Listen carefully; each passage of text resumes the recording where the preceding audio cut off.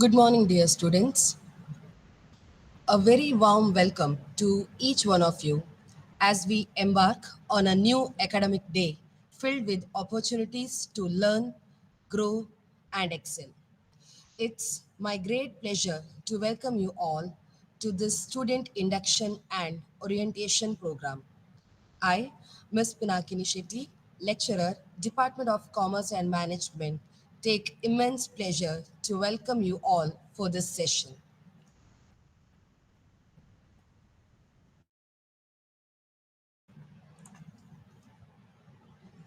Today, we have with us Mr. Rajesh Karkera, Director, IT, Enepoya deemed to be University, who will orienting our students on orientation on information technology at Enepoya deemed to be University.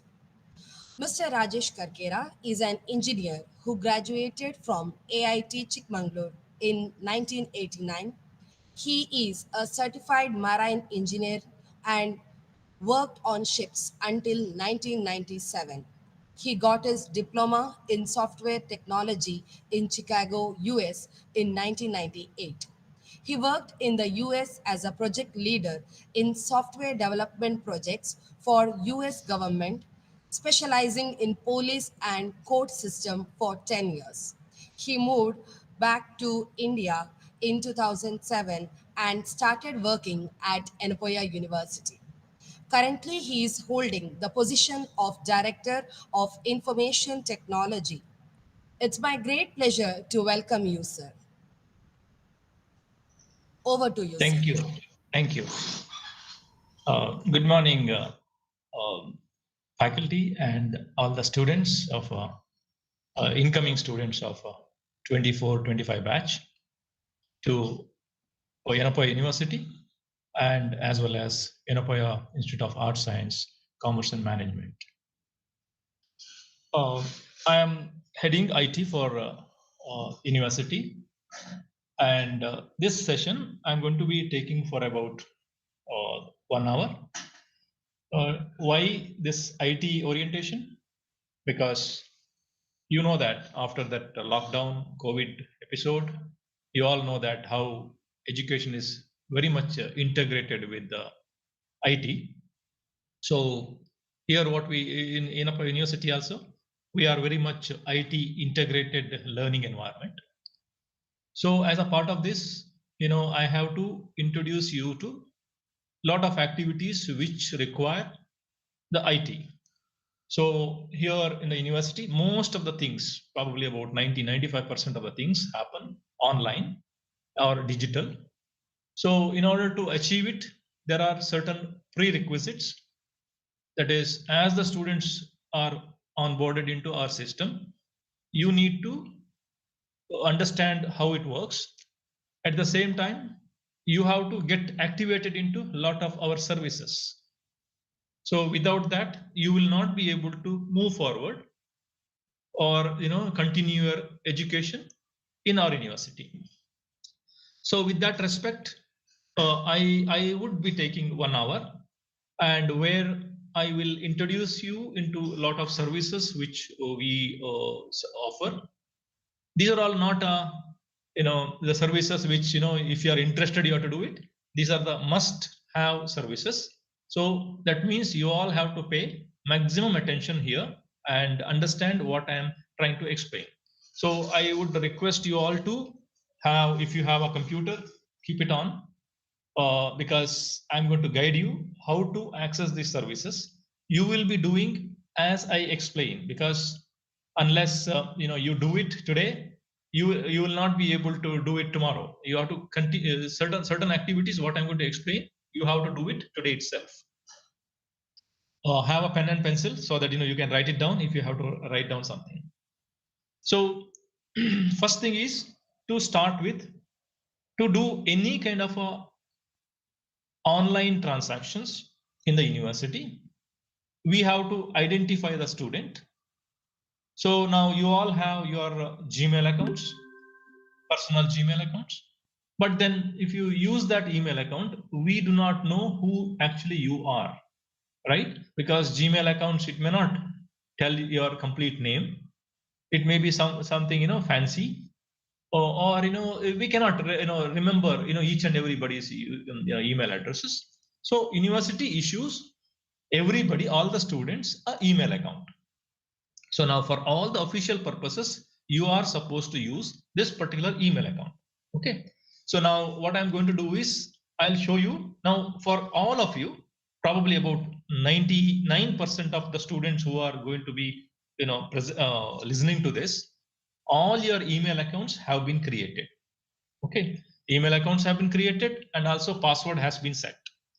Now I'm going to explain you how to access this email and get this password reset, and so that it is in your control.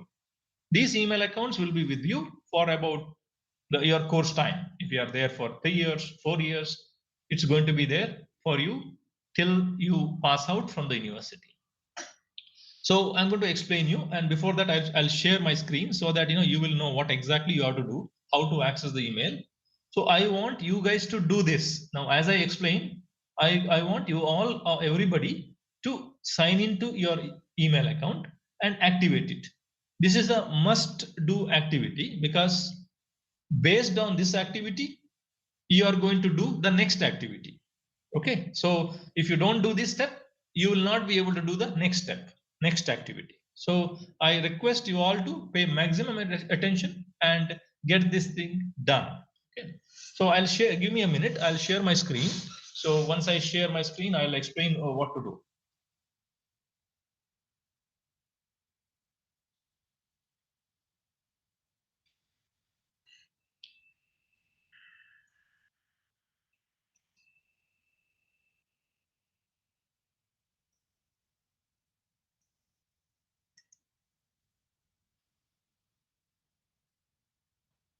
So I think you are able to see my screen. I have shared my Google Chrome screen. So first thing is, how do you access your email account? You have to know the URL for accessing it, right? So to access, if you're accessing from your computer, the URL is mail.enapoya.edu.in. Hope you can see this. We are going to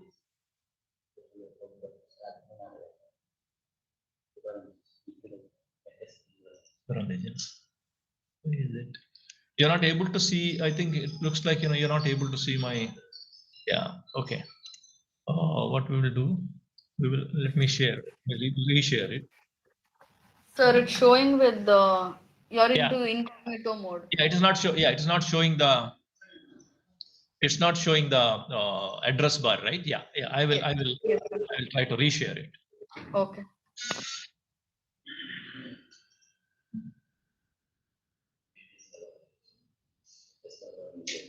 I'll share it. Hold on a minute.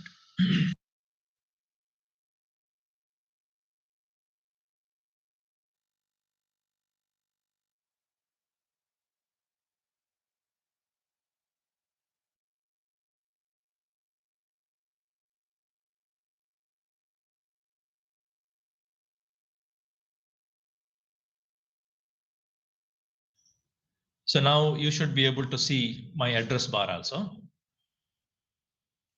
So first thing is, how do you access the email? That is, you have to go to the URL, right? The URL is mail.yenapoya.edu.in. Please share the URL. Dinesh, please share the URL for on the chat as well as for the YouTube. So the link will be shared on the YouTube also. So now mail.yenapoya.edu.in. This is going to be your address to access your email. Supposing if you're accessing from your mobile phone, you go to your accounts, and on accounts you will go to add account, and then it is going to ask you what type of account. You choose Google, because this edu email account we have subscribed from Google, so it will work just like your Gmail account. So when you're adding, you have to tell that it is a Google account. When you say Google account, it's going to ask you for the username. The username will be, just note this, username will be your campus ID. I think you all know that there is a unique ID given to each and every student, and your username will be your campus ID @enapoya.edu.in. Let me share one more screen. Hold on, just so that it's all clear. Just give me a minute. I'll share another screen.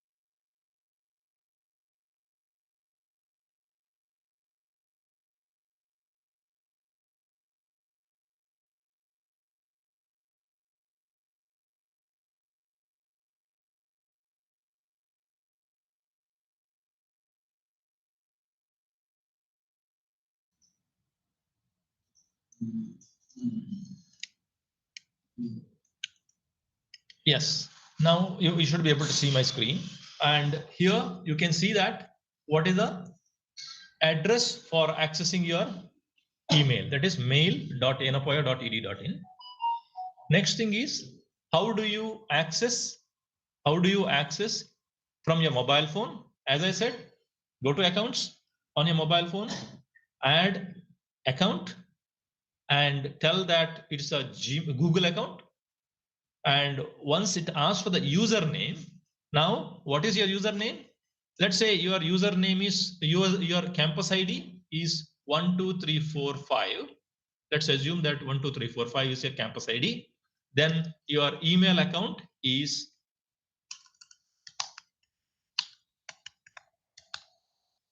12345 @enapoya.edu.in. Please note it down.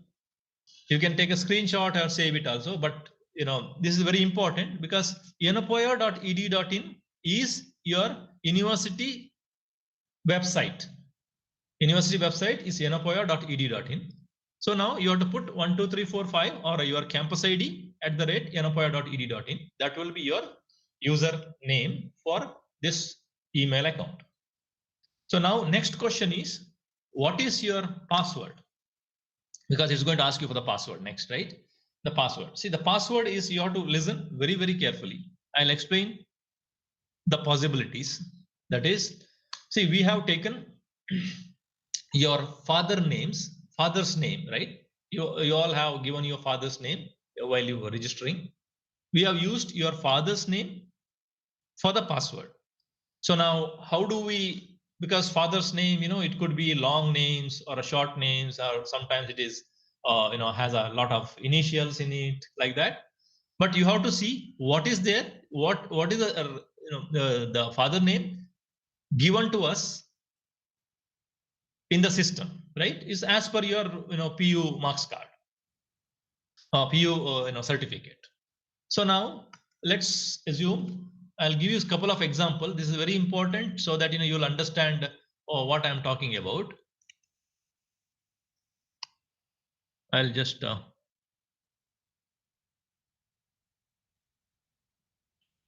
see now. Let's say that let's go to the first. I'll just highlight. Yeah. First of all, the passwords based on the father's name. This you are clear. Now, for all the passwords, we have used YEN at the beginning. YEN in a lowercase. Okay, this is common for everybody. Yen, YEN is common for everybody. So first three characters of your password is Yen. And now coming to the last 5 characters, because these passwords are 8 characters in length. Okay. Now coming to the last 5 characters, how do we decide about the last characters? Let's say your father's name is Habibullah, right? Let's say that your father's name entered in our system as per your document is Habibullah. Then N, first three letters N has to be there. Okay, N has to be there. And then we use last five characters. Last five characters. That is BULLA, right? So your password becomes N, then BULLA, all lowercase. Okay, this is if your father's name is just Habibullah, there is nothing else in it, just one word and just the name is there, and then you just go by this name, select the last five characters and put N in front of them, and your password is there. Okay, I think this is clear. This is a very simplest simplest thing. But now let's say that your father's name is, in this case, Naveen KP. KP is the initials. Naveen is the father's name and KP is the initial. Now what happens? We just ignore this initial part totally. We will just ignore it. Okay. So your password would be N, and then NAVIN, Naveen. Hope this is clear. The second case. That is, if you have initials, just ignore it. Just go to the name part only and take the last five characters from the father's name. Last five characters. Okay. So that is how the password is generated in the second case.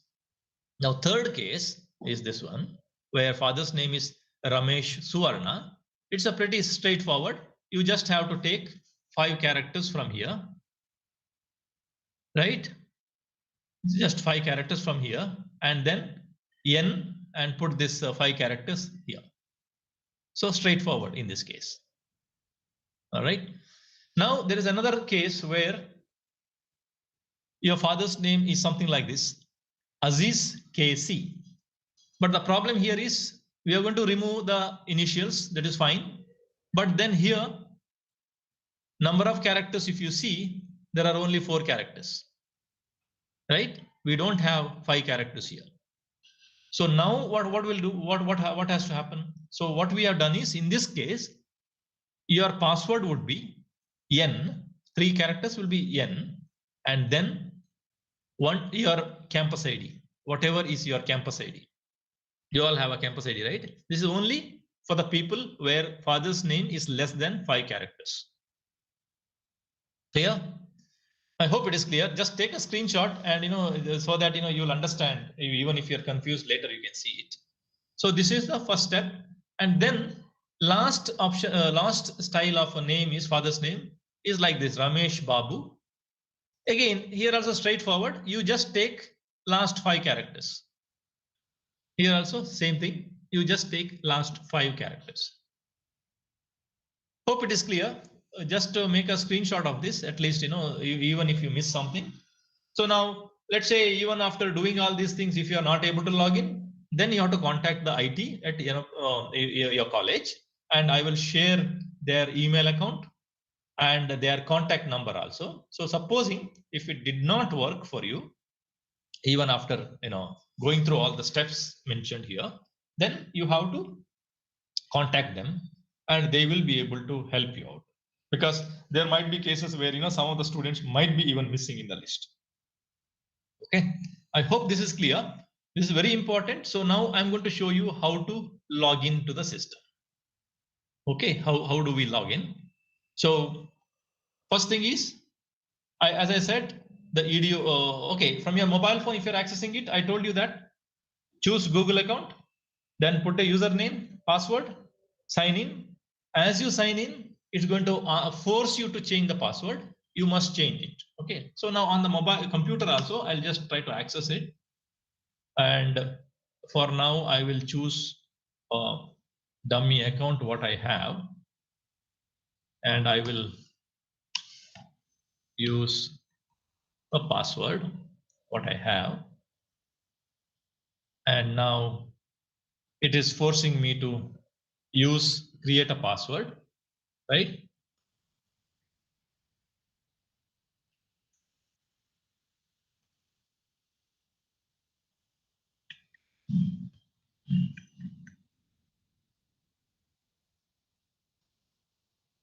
So now I have logged in.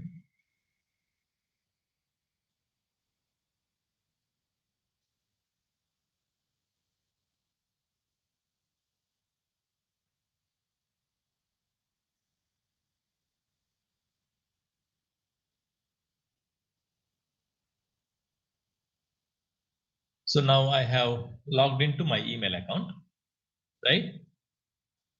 So you should see your emails, everything here. It is just like a Google environment. So everything will look Google. So now I just want you to do one important step here. You have logged into your account. Now I want you to secure your account. That is because most of the times what happens is our students, they forget about the password. So now, right now, I'm addressing at least 1,500 plus students. If 1,500 students forget about the passwords, we will definitely have a problem, right? So what we do is we have to set up some kind of a security for you. That is, we have to associate this email account with your mobile number so that you will be able to reset your password even if you forget it, right? So how do we do it? See on the top right, you see your account, right? Account, you can see that, right? When you log in on the right hand side top, you will see your account. Click on it and go to manage your Google account. Manage your Google account. And under this, from your mobile phone also you can do this. Then you go to your, there's an area called security tab. On the mobile phone, you have to scroll. There are tabs on top. You have to scroll them so that you will see the security tab. Click that security tab, and that security tab, you scroll down, you will see that there are two things. One is a recovery phone and a recovery email. Click the recovery phone first, recovery phone, and add a recovery phone, meaning if anything happens with your username, the password, or if you're not able to access it, Google is going to send a OTP to that particular phone, which should be your mobile number. Okay. Do not add your parent's number, add your mobile number, add recovery phone, and it will ask you for the number. Enter the number. Once you enter the number, you click next. Google will send you a OTP, and OTP you put it on the screen, and it will record your mobile number. This is very important. Okay. So once you've done it, your mobile number is recorded. Same way, you have to also, you should also add a recovery email. Recovery email would be your personal email account. You all have a Gmail account, right? Go to recovery email, put your personal Gmail account and click next. Google is going to send one OTP to your personal email account, Gmail account. Put that OTP here, system records it. Now with this, what happens is, now even if you have forgotten your username and a password, you will be able to recover it without contacting IT. See, IT, if you contact after hours, maybe nobody to support you. So it's not that 24/7 we are going to support you. So let us say in the evening time, if you have a problem, you will be able to reset your password yourself and do whatever you want to do. So now this step is very important, and make sure that you complete this. Now I assume that with this, you have completed signing into your email account. You have secured also your account, changed your password, and recovery also you have set up. So this completes the first part of my session. Now, second, what I'm going to talk about is after this. This is only second part you can do only after completion of this first step. That is student portal. Now, as a students of University, all your academic activities and your management of student course, you do it using the student portal. So how do you access your student portal? Again, first thing is you have to remember the Yenapaya University's the Yenapaya University website, that is www.yenapaya.edu.in. This is our website, right? Our website is this one. This you should not forget. Okay, yenapaya.edu.in. So now, how do we access student portal? First thing is you can go to Yenapaya University website, and from there there's a link, you can access it. Or it's very simple, you just type student.yenapaya.edu.in. Just you have to put the same thing, you have to put student in the front, student.yenapaya.edu.in. This will take you to the student portal. So let me show you how that works. So I will go to a browser and I will type same student.yenapaya.edu.in, right?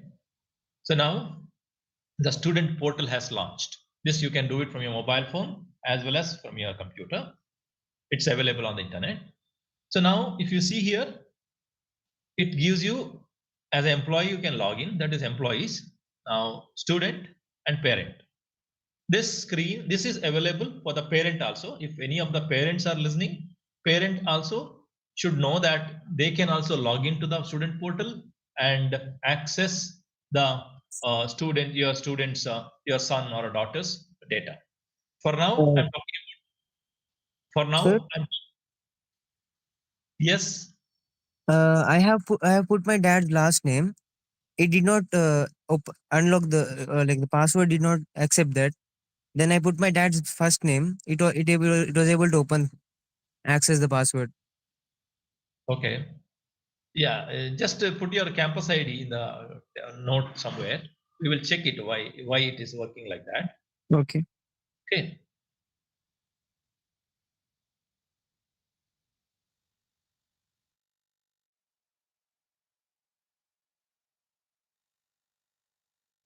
Okay.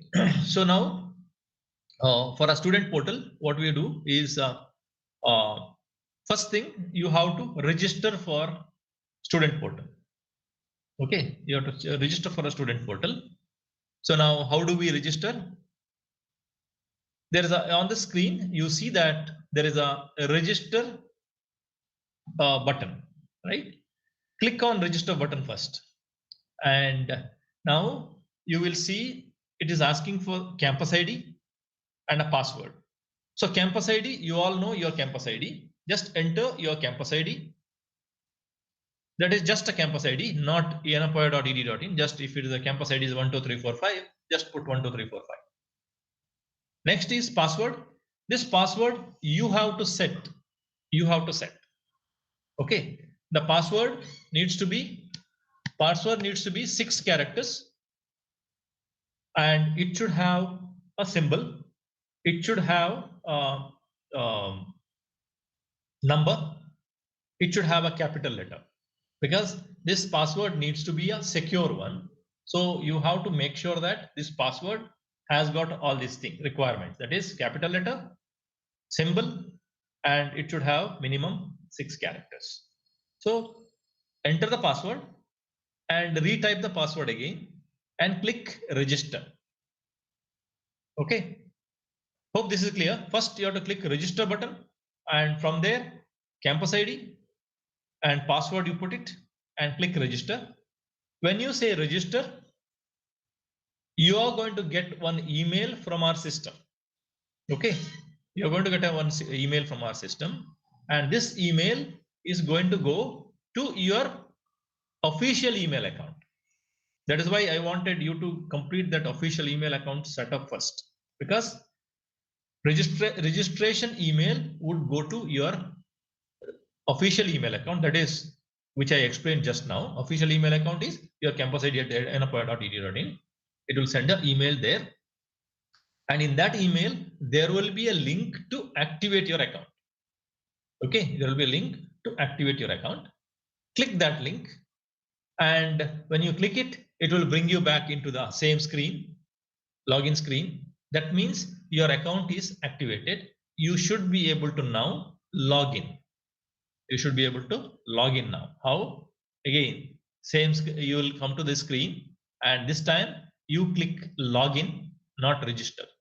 You already registered, you got an email, you clicked on the activation email, clicked on it, it brought you to this particular screen, and that means you are now able to log in. Put your campus ID, password, and click login. That should take you into the student portal.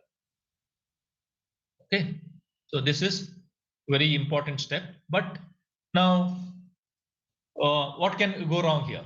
One is you went to your email account, you clicked register, you went to your email account, and you're not able to see the email. I said activation email should come, right? Generally, whenever this email comes, it goes to your spam folder. Okay, and many times I've seen people saying, oh, I searched in the spam, it's not there. So what you have to do is you search. See, Gmail has got a searching facility right on top. You search for emails from this particular email account, updates at yenapoya.edu.in. Search for the email from that. On the top, you have a search bar, search for it. Then you should find this particular email account. First, the particular email, which is sent by the system. So now sometimes, now as we know, 1,500 students now try, if they try to activate their accounts, sometimes you might get the emails a little bit late. So wait for a day, because it may not come immediately. Maybe first set it will come and then it will take some time. Again, it might come a little bit later, like that. So wait till evening. It doesn't matter. Okay. So finally, you should be able to get an email and should be able to log into your account. And now I will log into an account here just to show you what are important things for you. I just logged in. It shows a particular student screen, right? It shows a couple of data like that. Here, one important thing to notice: the first screen, there is one thing called ABC ID, which I am going to talk about it. This you also make a note.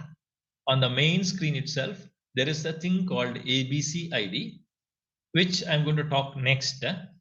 So just note it. Now, other than this, here you cannot do any kind of a changes to the data. Okay, you can't do any changes. Let us say your father's name, mother's name, some information is wrong or things like that. You have to inform the college, and only college can do these changes. You cannot do yourself any changes.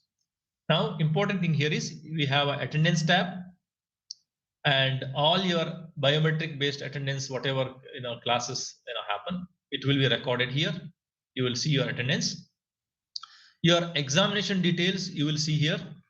This is an MBBS student, so you will be able to see the results. When results are declared, the results are going to be declared on this site only. So you're going to see your results here like this.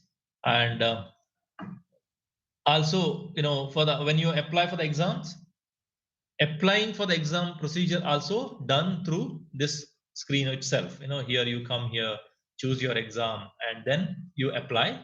But now remember that when you apply for the exam, system will validate your attendance and your internal assessments. See, there are requirements that you are supposed to fulfill so many attendance in a year, and then internal assessment should be so much. So all these things are accounted, and also all your fees must be cleared.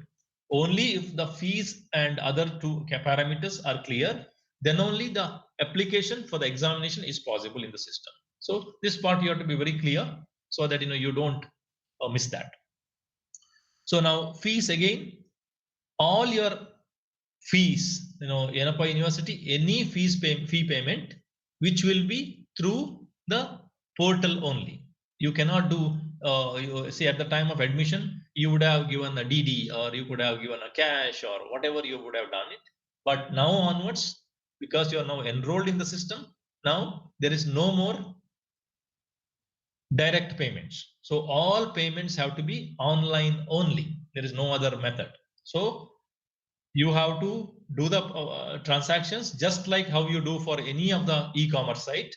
It will support any kind of payment ways like credit card, debit card, or net banking, or even Google Pay. All kinds of payment options are available. So you will be using this system. So now let's say your next semester's fees or your pending fees, it should be reflected on your system.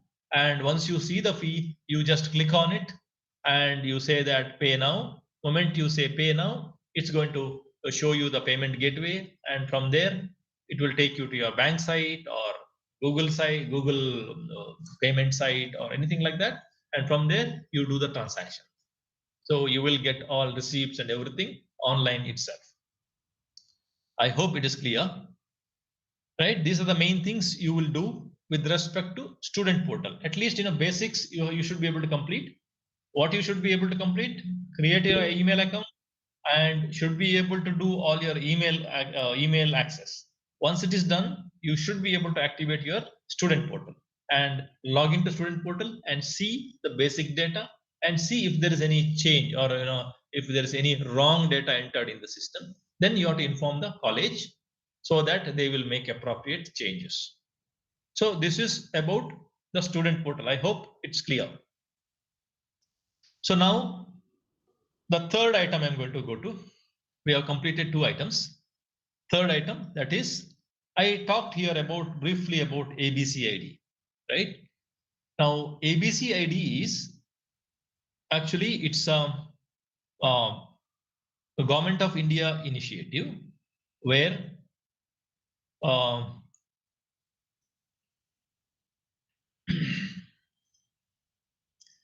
it's a Government of India initiative where government wants all the students of the country to have a unique ID so that their academics can be tied into it. Because right now you all are carrying your marks cards in a physical format. So government wants you to have the access to your documents, your certificates, everything in a digital format. So you must have already heard about thing called Digilocker, right? If you don't, then also you should think about Digilocker, because Digilocker is the repository for all the certificates. It's not just academic certificates, it's for the documents of anything. For example, your driver's license or your PAN card or your Aadhaar card. Anything can be pulled into Digilocker. This part, hear clearly and tell your parents or brother, sister, everybody that, everybody should have your own Digilocker account. Now, Digilocker account, how do you activate it? It's free. It's a government thing. And most of the time, mostly it's going to become mandatory. Within a couple of years, it's going to be mandatory to have Digilocker installed on your phones. So how do you do this? Go to your phone and on a Play Store or App Store, search for Digilocker. Okay, Digilocker installed, download it, and once you download it, first thing is it's going to activate your account. When it activates your account, it will ask you for your Aadhaar. So put your Aadhaar number, not your parents, your Aadhaar number. Once you put your Aadhaar number, it will send a OTP to your mobile number. Now, hear it clearly. Many people got your Aadhaar. When you got your Aadhaar, your parents have put their mobile number. If that is the case, when you try to access the Digilocker, your parents are going to get the OTP. Okay. So if it is registered in your name only, your Aadhaar, then it's fine. You will get the OTP. Create your account on a Digilocker. Even if OTP goes to your parent, create an account. Talk to them, get the OTP, enter it in your mobile phone, and activate your account for now. So once it is activated, you should be able to, let us say you have a driver's license, you should be able to pull your driver's license in a digital format. Your Aadhaar you should be able to pull. Now remember that. What is the difference between a document what you pulled in a Digilocker versus you must be already having a photograph of your Aadhaar, right? Photograph of Aadhaar or a photograph of your driver's license. See, these photographs, they are not valid documents. Now, you cannot take this Aadhaar photograph and travel in the train. You must be knowing, right? When you travel in the train, you are supposed to have ID, and you cannot show the TT your photograph of your Aadhaar or a driver's license. He will not accept. He will say, I want to see the hard copy, right? But now, if your document is available on DigiLocker, you have pulled the document on DigiLocker, that is a valid document. TT cannot refuse. Police cannot refuse. Even in the airport, they cannot refuse. They cannot say that, no, I want to see the hard copy. They have to see, they should accept the document or a certificate or a card, what is presented through DigiLocker. So once you pull the DigiLocker, your Aadhaar and other things into DigiLocker, it remains in your DigiLocker forever. Okay. So now that's about general things. This your parents should also do, your brothers, sisters, everybody should do this. Whatever I just spoke about DigiLocker. Now coming to ABC ID. Now the ABC ID also you're going to create using DigiLocker. So how do you do that? In the assuming that you are logged into DigiLocker, now there is a search bar on top. Just type ABC ID, search. It will show you a screen where it will ask you to create your ABC ID, because you are not, your first time you are accessing it, you don't have ABC ID, and it is going to ask you to create the ABC ID. So what you have to do in the screen, what it displays, you just have to say that create ABC ID. You have to say that create ABC ID, and once you click create ABC ID, it's going to show you a screen where it will ask you for the university. You say you choose university, and then you choose Yenapoya. I'll give you more information on this. Whatever I'm explaining, I'm going to show you a screen where you can read the steps involved in it. I'm just explaining it to you now. So you choose Yenapoya, and you just say that because you just joined this year, right? So you're going to say that your year of joining is 2024, and also it's going to ask you for a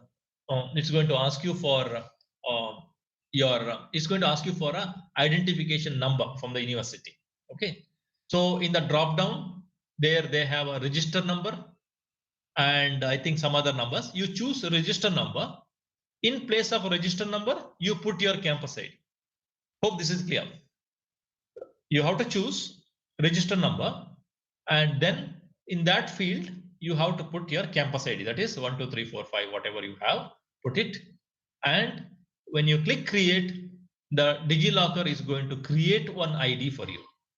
It's some 16-digit number it's going to create, and that is your ABC ID. That's your ABC ID.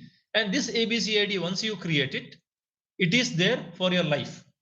Even if you go to another university tomorrow, after completion of your degree here, you go to a post-graduation in another university somewhere in India, they are going to ask you for the ABC ID. You are going to give the same ABC ID. You cannot create multiple ABC IDs. So this is one of the steps you need to do. I'll just share one screen now so that you will understand the steps, or even if you miss something here, what to do. Okay, I'll just show you a screen. Hold on.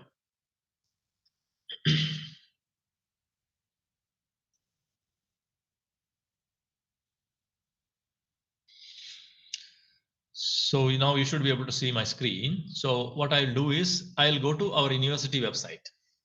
What is the website? yenapoya.edu.in. That you have to type it on the browser, and you will come to Yenapoya University website, right? So now in this site, pay attention. On the right hand side, you see that menu bar, right? Click on the menu bar. You saw that, right? On the right top, you see a menu. Click on it, and then scroll down here until you see examination. There's a menu for examination. Click that, and in that there are a lot of things are there regarding examination. Now last item, which says Academic Bank of Credits. Click that. Right? So now in this screen, you will see a text. What is this ABCID? I already explained you. This is what it is. So now how to create ABCID? The steps involved, it says Digilocker account. First you have to do this and then search for ABC, which I explained. Click on ABC and then click university and Yanapoya, and then finally you say, yeah, in between that they also missed this point here. It will also ask you for identification number, which should be register number, and in that register number field you put your campus ID and then click get document. Your unique ABCID will be created. Okay, so let's say that take a screenshot and keep that ABCID. So now once you create this ABCID, what you have to do? Next step is, once this is done, what you have to do is you have to update this, because we don't know about your ABCID. You have to let us know, right? What is the campus ID? What is your ABCID? In the same screen, see, there's a question put, what is next after creating ABCID? Once your ABCID is created, you should update the university about your ABCID. Go to this link. There is a link here. There's a link here. There's a Google form link. Click that link, and we are going to share it here on the chat. Click that link, and that link will take you to the page where it will ask you for your username. It is going to ask you for your campus ID, and it will ask you also about your ABCID. You just enter it and save it, update it, so that university will come to know about your ABCID. Then it's our job to update it into portal, update wherever it is required. I'll tell you what happens next, why this ID has to be updated. But this part you must do it.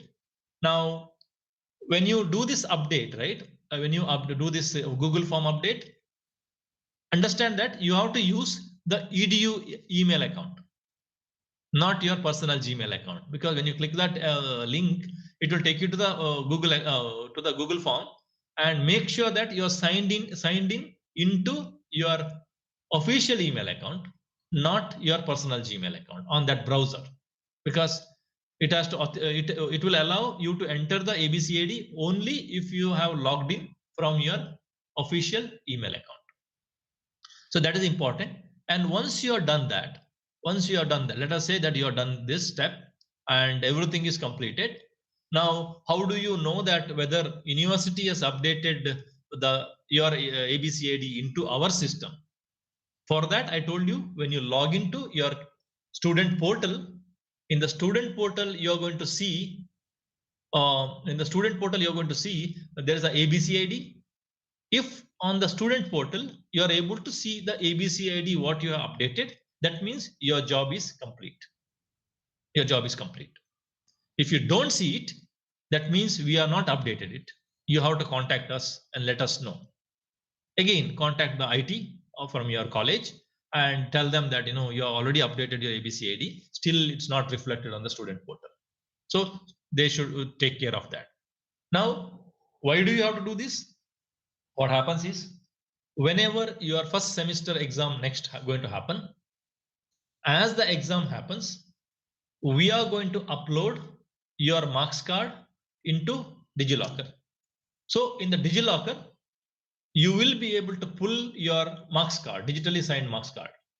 Now, once you get your, right now, if you are already activated your Digilocker, try pulling your CBSE marks card. It's available.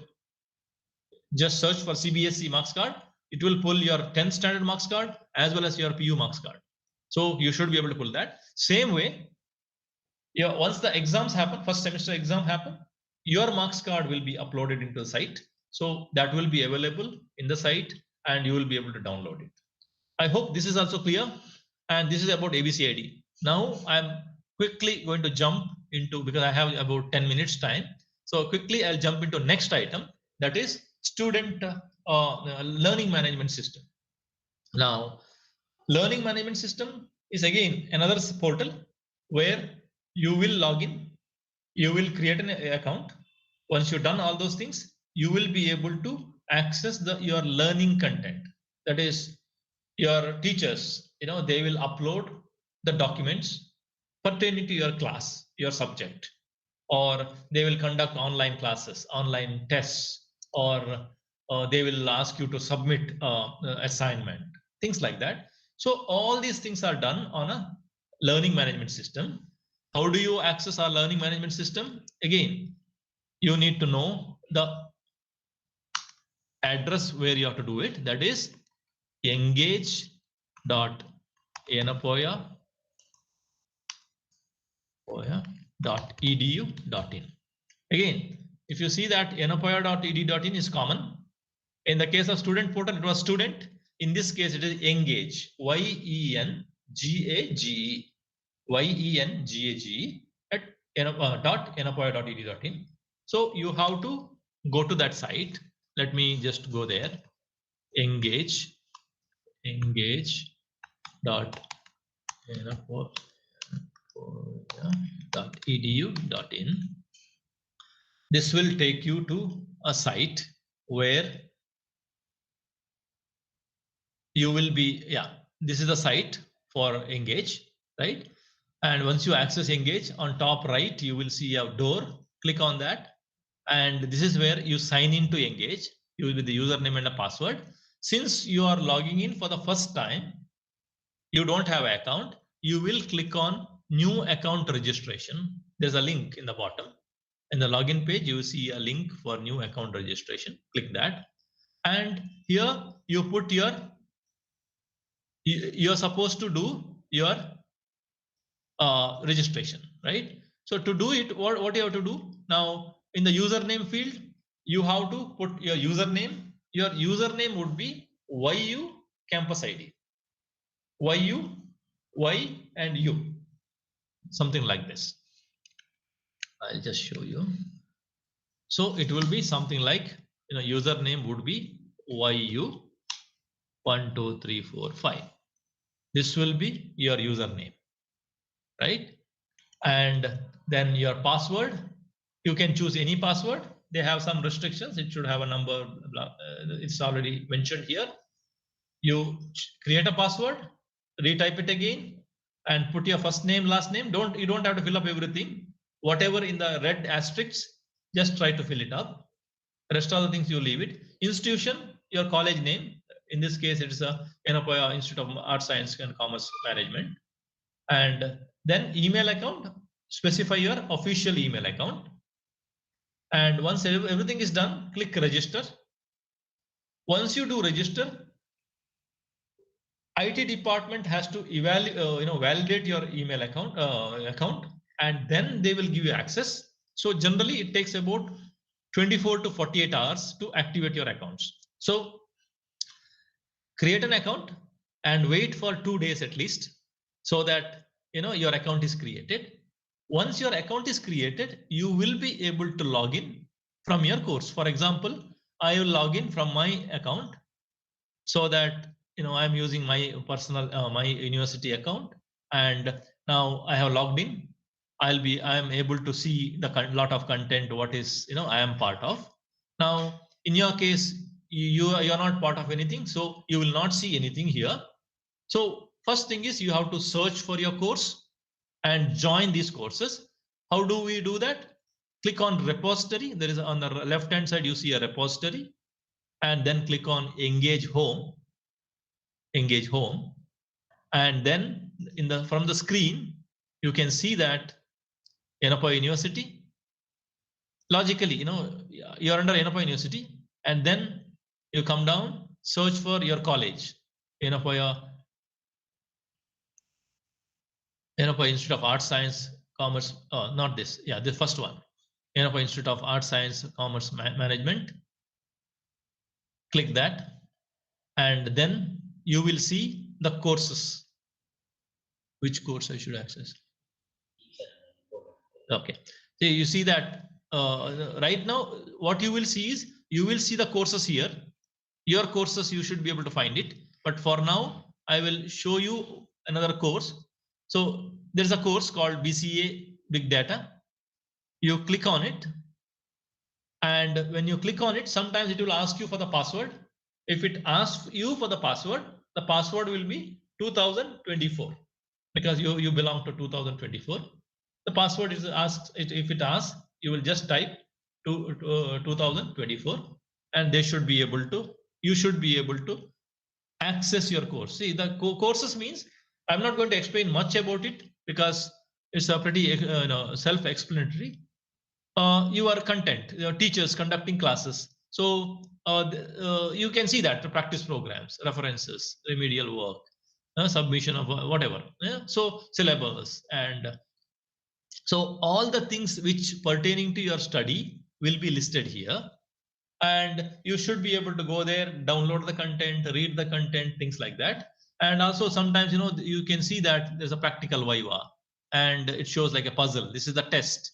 It will be an online test. So you should be able to take the online test, things like that. And sometimes there might be a assignment, or there might be a forum, and where you have to take part in the forum activity, where teachers are asking questions and you should be able to reply to them. All those things are possible on this.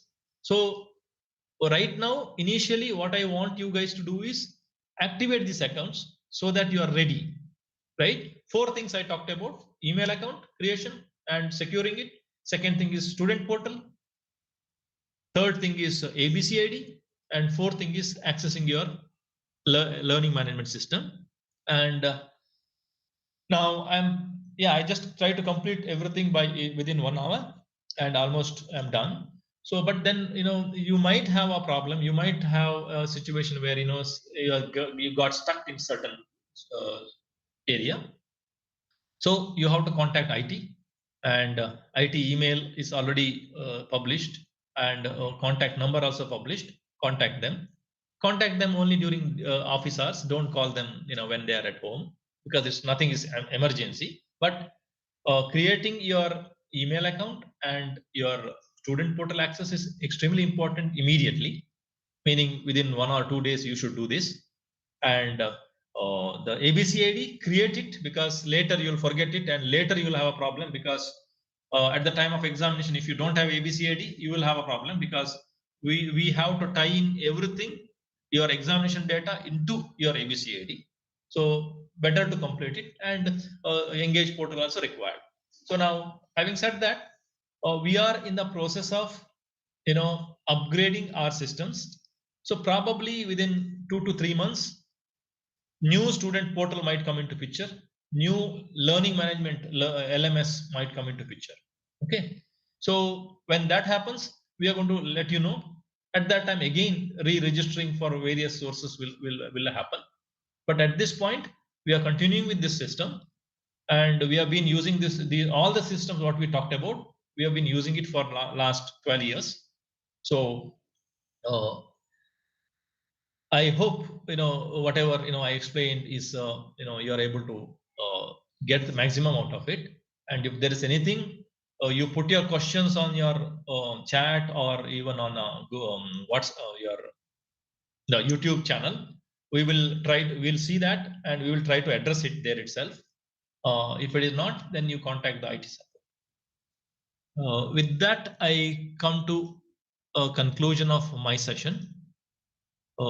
So I hope it's useful, and once again I'll welcome all of you to Yenapoya environment, and I wish you all a great future and very good stay in Yenapoya University, and I wish everything goes very well for you. Thank you very much.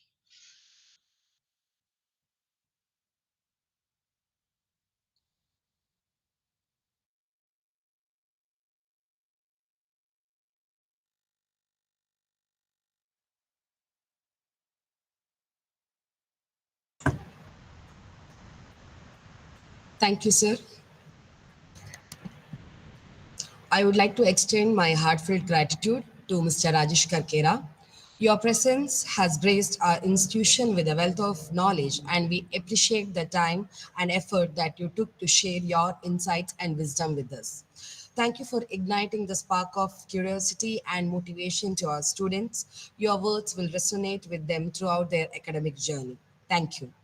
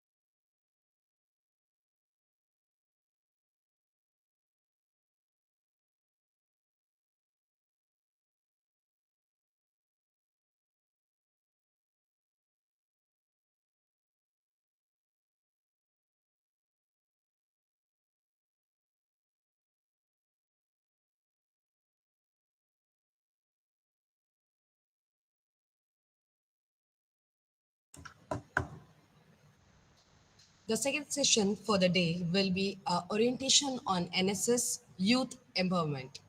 For this, we have with us our NSS coordinators of Yiascm Balmata, Mr. Pavitra Shetty and Mrs. Priya. Mr. Pavitra Shetty is a highly qualified and committed professional in the field of hospitality and business management. He holds a strong academic background, including an MBA with specialization in human resource management and certification in hospitality and food safety training. In addition to his academic achievement, Mr. Shetty is also been recognized in his community service. He has been nominated and awarded as a Best NSS Program Officer for his work in volunteer initiatives and blood donation drives. Also with us, we have Mrs. Priya, Assistant Professor in Department of Chemistry, Yiascm, Mangalore, is also a NSS Program Officer of NSS Unit 21.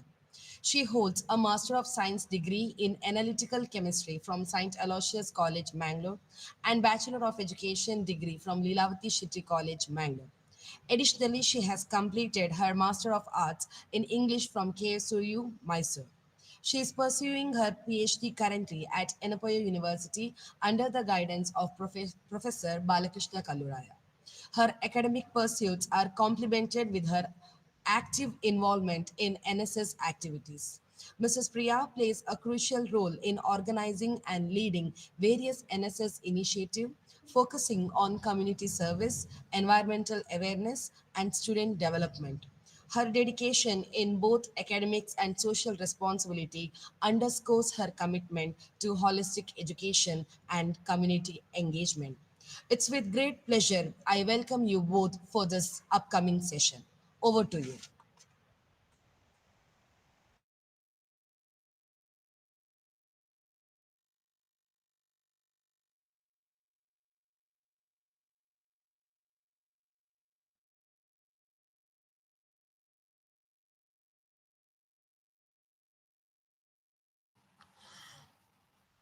Good morning, students.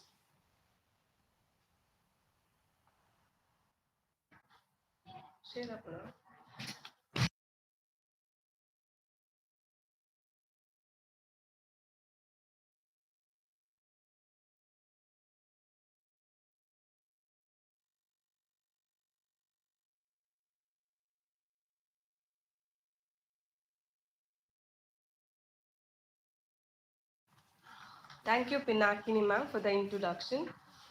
Today, Priya and Mr. Pavitra Shetty, NSS program officers, are going to give a orientation on NSS, which is an empowering youth through community service. National Service Scheme is a pioneering initiative which is started in India, which aim in the fostering of the social responsibility and community service among the students.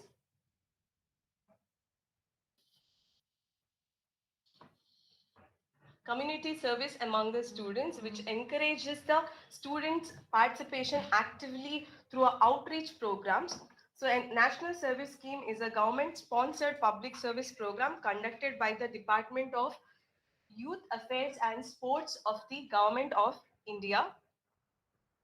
So National Service Scheme is popularly known as NSS, which is launched in India on 24th September in the year 1969 with the primary objective uh, to engage the students in community service and national development. This NSS aims to develop students' personality through community service, emphasizing the importance of selfless service to the society. Now, NSS has expanded its reach across university, colleges, and institutions throughout the country, where millions of students involved in various social welfare activity.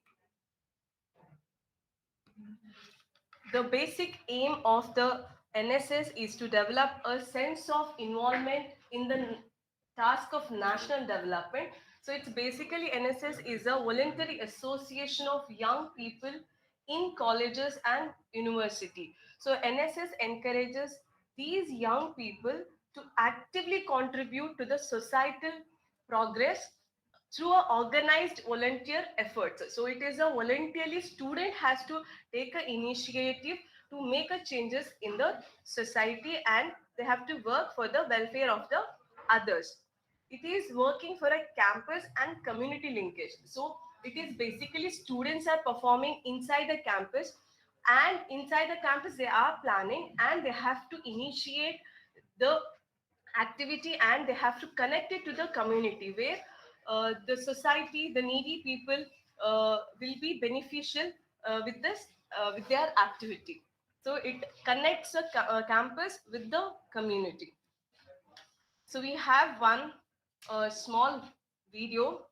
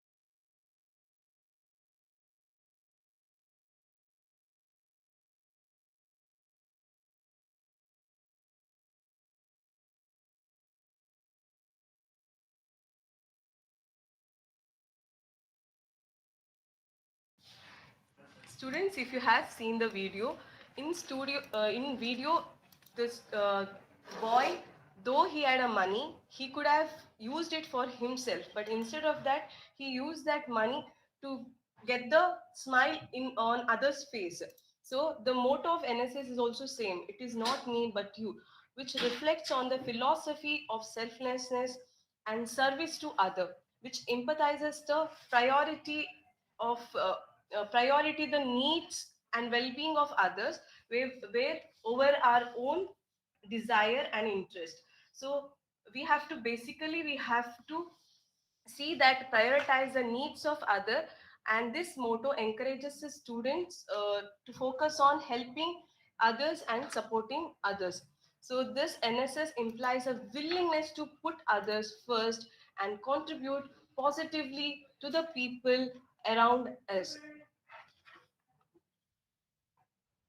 So purpose, why do we need NSS?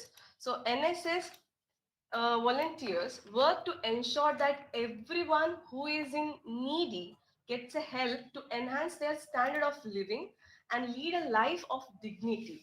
So NSS volunteers basically aims to help the needy improve their living standard and make sure that they live a dignified life in the society.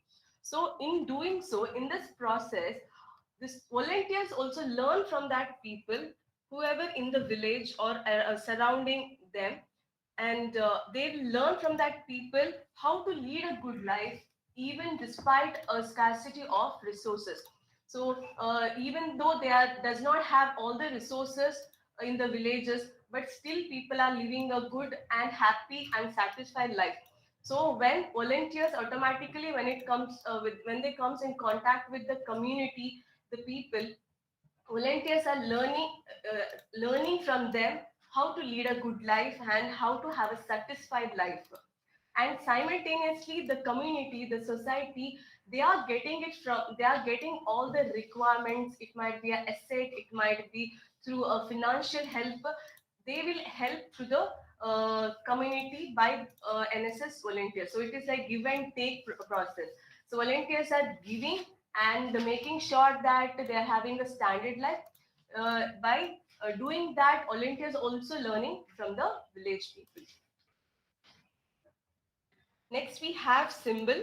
So if you see the symbol, it is a giant rath wheel of world famous Konark Sun temple, which is situated in the Odisha, India. So this wheel, what portrays? It portrays a cycle of creation, preservation, and release. So it signifies a movement in life uh, across the time and the space.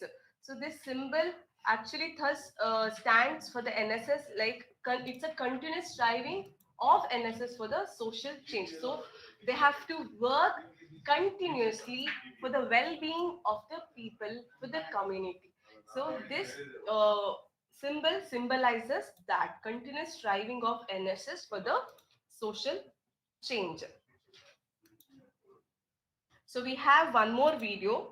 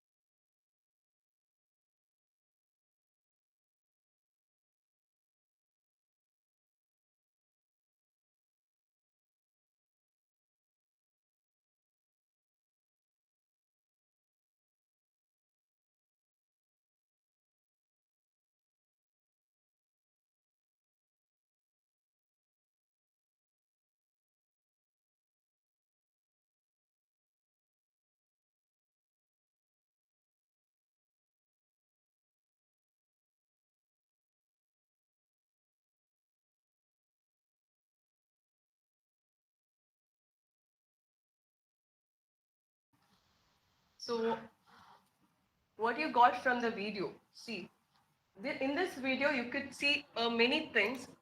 First thing is a boy who does a selfless service. Second, he is voluntarily he is doing so, nobody is forcing him.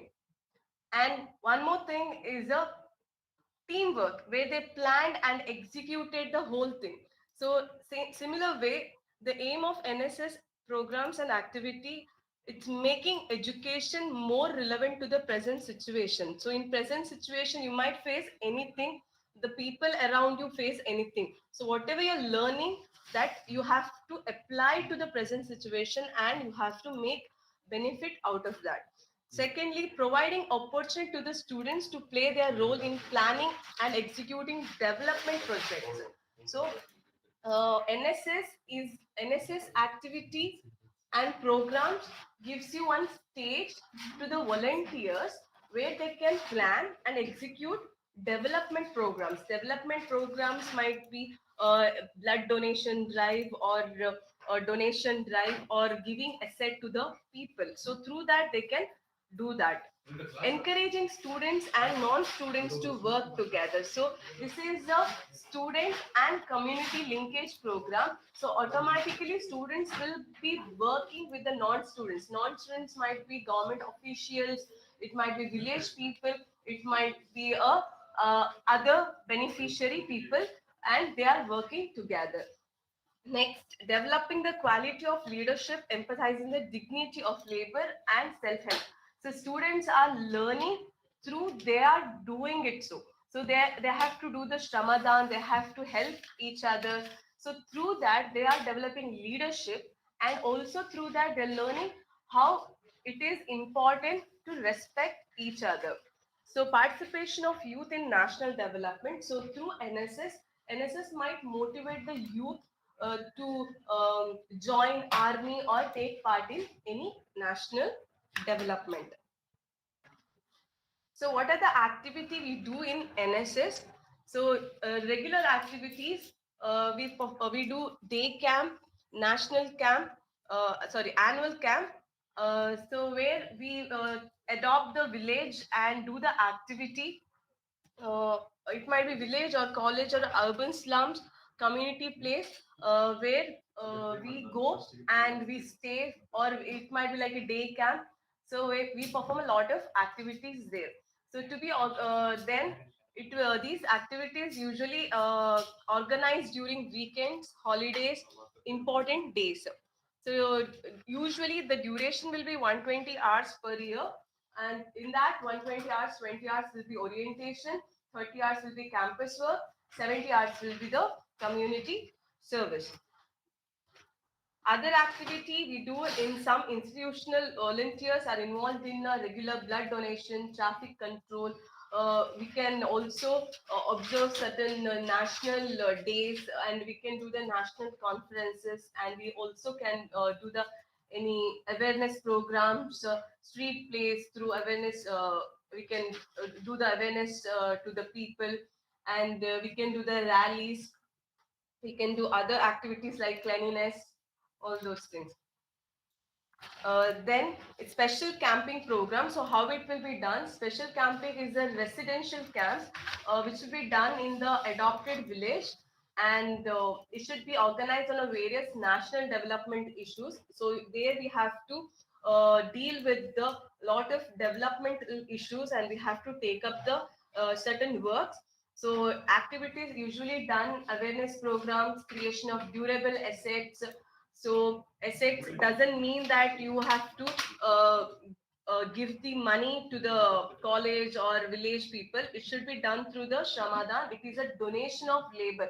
So volunteers will be donating their time, their sweat to the work. So it's a production oriented programs. We can do relief, rehabilitation. We can do it there. Then education. We can give education to the students, kids, whoever they're in that school or village. Recreations can be undertaken. Then volunteers may be involved in other activities like cleaning, deforestation, stage shows or processions, creating awareness of social problems, education, cleanliness, awareness, rallies, inviting doctors for a health camp. So these all things also can be done in the special annual camp where they'll be concentrating on a lot of other things. So even they can invite doctors and they can do the health camp for the village people, and they can do the procession, they can do the rallies for the village people by taking some social problems, like they can talk about and do activities related to education and afforestation, cleaning, and many more. And organization. So how this NSS works? So at national level, Ministry of Youth Affairs and Sports of India is the nodal authority which works with the state level. So firstly, it will be a Ministry of Youth Affairs and Sports. They will be in charge of NSS, and it is under that state level NSS cells will be working. So and under that NSS state level cells will be responsible for the respective state government. So they'll be communicating through the respective state government. So within the state, whichever university comes, so that university, each and every university has a university level NSSL. So under which again institution will come. So first it will be national level, Ministry of Youth Affairs and Sports. Under that state level NSSL. Under that university will work. So again under the university institution level NSS cells will be operated. So in institution, a unit typically comprises 100 students. They are managed internally by a responsible party like NSS program officer from the college, and who reports regularly to the regional NSS coordinator. So that university level coordinator will communicate with the or report to the state level. So NSS at Yiascm, NSS at Enapoya Institute of Arts, Science, Commerce and Management College started in the year 2017-18 with the one unit consisting of 100 students under Program Officer Mr. Nias. Currently, there are 21 NSS units comprising 21 program officers with the total of 2,100 students who is actively serving the community through NSS initiatives. So we have Dr. Arun A. Bhagavat, our principal, who serves as a NSS uh, chairperson, bringing the vision and leadership to the NSS. His dedication to fostering community service and student engagement is truly commendable. And we have Dr. Ashwini S. Shetty, the NSS coordinator, who plays a pivotal role in coordinating and supervising the NSS units and activities. Her commitment and passion for community service inspires volunteers to do meaningful impact. So next we have activity which is organized by NSS Yiascm. Whatever activity so far we have done in NSS Yiascm will be explained by Mr. Pavitra Shetty, NSS Program Officer. Over to you, sir.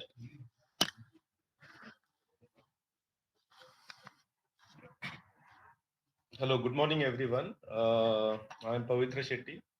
I'm NSS Program Officer from the year 2019 and handling the Unit 1. So, Unit 1 I'm taking care of. So, initially, when Yasim started this NSS, there were two units only, and slowly and steadily, students started taking initiative and interest. And so far, what Priya madam has explained you about NSS. Right now we are at 21 units, so 21 program officers are there. So the most important question is why is the students have to take NSS in the college? I think in plus two also you most of the students might have the option of choosing NSS. So it helps in acquiring the leadership quality. You will have a kind of a democratic culture. So that is one of the reason why students have to take, and one of the even in the UGC, they have made one of the subject is mandatory for all the students to take, that is community service, which is a part of the NSS. Now, what happens when we choose this NSS? As I said you that we get a confident level. We'll develop the leadership skills. We learn about different people. We try to understand the problem about the community, and we try to come out with some of the solutions which will create that kind of environment in the community service. So these are the activities which has been done in the Yiascm. So the first one is National Integration Camp, which is NIC. These have been organized in different universities, whichever from the state government we get the letter to participate for the students so that they can go and go there and show the culture of one of the state or represent that particular culture. So the NIC can be anywhere, any part of India, north, east, west, and south. So wherever the student will get an initiative to participate, they can go and represent the culture of that particular state. So that is called as NIC, National Integration Camps. Oftenly it happens in a year, 4 to 5 times it happens, as and when we get an approval from the state government. It is basically done through, we are bound from the government of India, NSS. So we get this kind of activity where we initiate most of the students who are very actively and passionate to do this community service. So for them, we try to nominate and we send to the different universities. So this is one of the program, National Integration Camp. This is State and National Republic Day Parade. And before getting into this, this is one of the most prestigious moments for the students to participate in State RD Parade. So every year from Yiascm, there are a couple of students who get participated, but there are different eligibility criteria in which the student have to pass, and then only they can represent in the State RD Parade. So we had couple of students who has already participated. The first batch from 2019 was Miss Dhaneshri, but you can see the picture of that, who actively participate. She was also leading as NSS leader. Then we had Mr. Mohammad Nishwan. Even he was also one of the participant for the National RD Parade. And then we had Mohammad Sinan. Even most of the students who have participated till the final, like Vikas, all those students are there in under Yiascm who got the opportunity to participate in state as well as from the university. There are two students who got nominated for the National RD Parade, which was done at Delhi, New Delhi. This is a annual special camp which we do every year. I mean, all the 21 program officers are supposed to adopt one of the village very close to 10 to 20 kilometers near to the colleges, where we say as a residential 7 days camp. We stay there. We try to upbring the some changes in that particular village.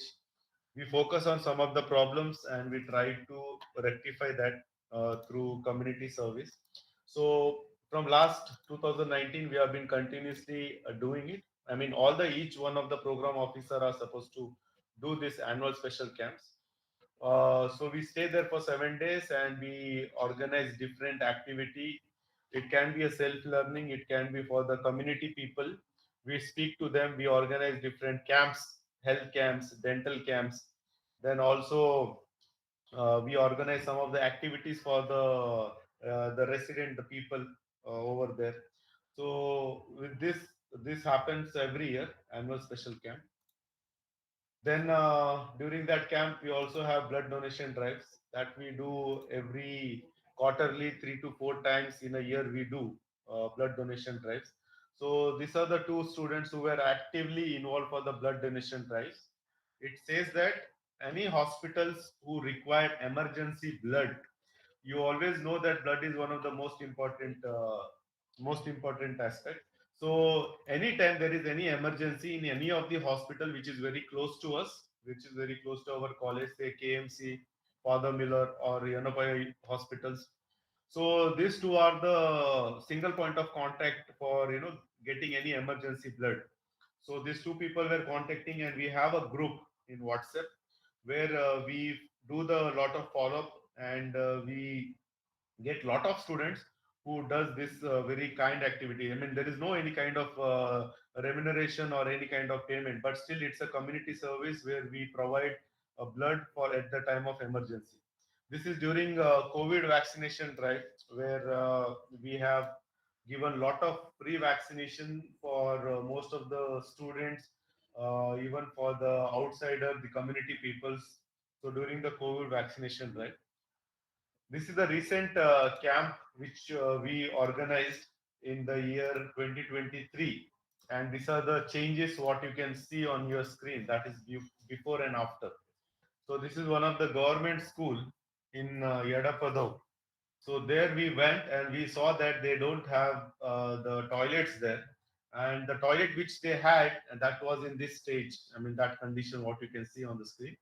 So we renovated that, and we completely changed. We cleaned and everything. In the completing of my session, I will try to share you the video of it.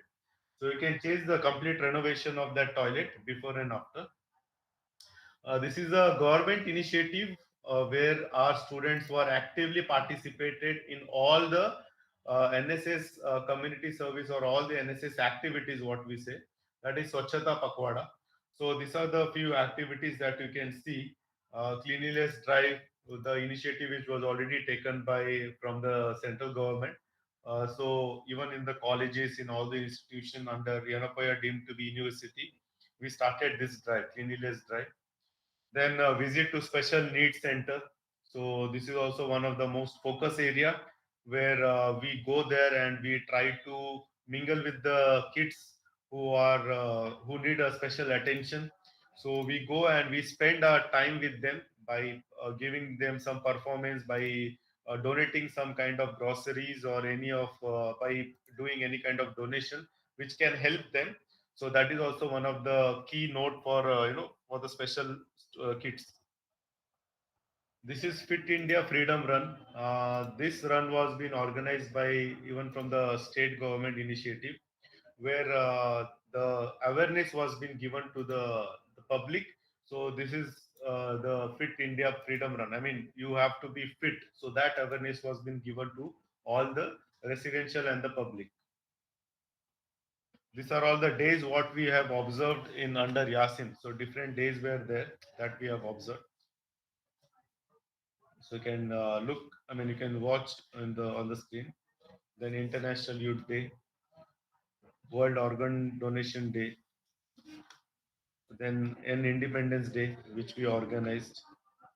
Then Fit India movement. So this all have been organized when it was through online.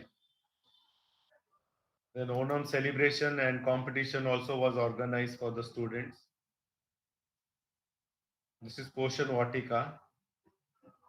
So this was a guest lecture which was organized for the NSS student for the community outreach. This is a Clean India program. So we have an ample of Clean India program which runs in the institution and also outside also near the beach or the railway station or on the roads where actually the requirement is there. The student goes and perform this kind of activities. So this is one of the picture of beach cleaning program. You can see how many garbages that we have collected. It's, I mean, tons of garbages we have collected under Yenopoya. And already the recognition also is done through state government. If you go through state government NSS page, if you visit the Insta page or not, you will able to see even our university is also one of the most actively participating in such activities. And we are also celebrating Kannada Rajyotsava. Then NSS Day, which is celebrated on 26th September. Then International AIDS Day. Then this is a special school visit, hair donation day. So all the days you have, I mean, we have a specific events calendar in which we observe all kind of day. So according to that, all the 20 program officers coordinate each other and they, perform collaboratively such activities. This is the NSS orientation program. So these are the two guests whom we brought, Shirish Govardhan and Bindya Shetty. They are the NSS national awardee. I mean, they have reached to the national level by, uh, giving their very most focused community service, and they have been national awardees. So that is one of the reasons why we call them, just to get awareness among the students. These are the school development program, and you can notice the changes what we do, so that impact will be always there. They always remember us. They always call us, the school headmaster or headmistress. They call us and they thanks us for getting some of the better and good changes for their kids, for the school development. These are all the pictures which has been taken during the work, and this is not a one day job and all. We stay, I mean, every day, weekly or 10 days, we continuously visit, and we shape out some of the changes and bring some of the best development inner inner thing with the students. And these are the changes that you can see. These are the government schools which are located in Dakshin Kannada. These are the donation drive what we try to do every month. Donation can be anything. It cannot be not only with the monetary things. Donations can be anything. It can be grocery. It can be clothes. It can be any kind of donation you wanted to contribute. That also among with the students we contribute and we distribute to them. So these are the pictures which has been taken during the donation drive. So every year, it's not only the work what we recognize. It's also whoever does the work we have to recognize, and it happens during every year. We have a university level award function.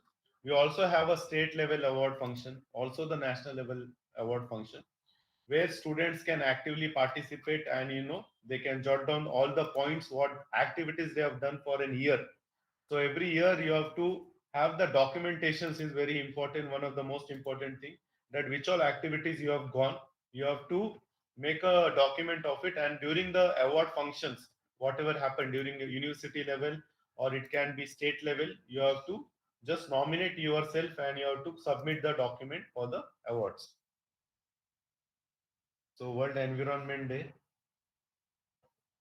cook for a cause. This is for the cancer people. We set up some of the tables, and this is all with our cost only. And whatever the profit amount comes, that is been given to the cancer patients for any kind of help. This is the oath taking, Rashtriya Ekta Divas.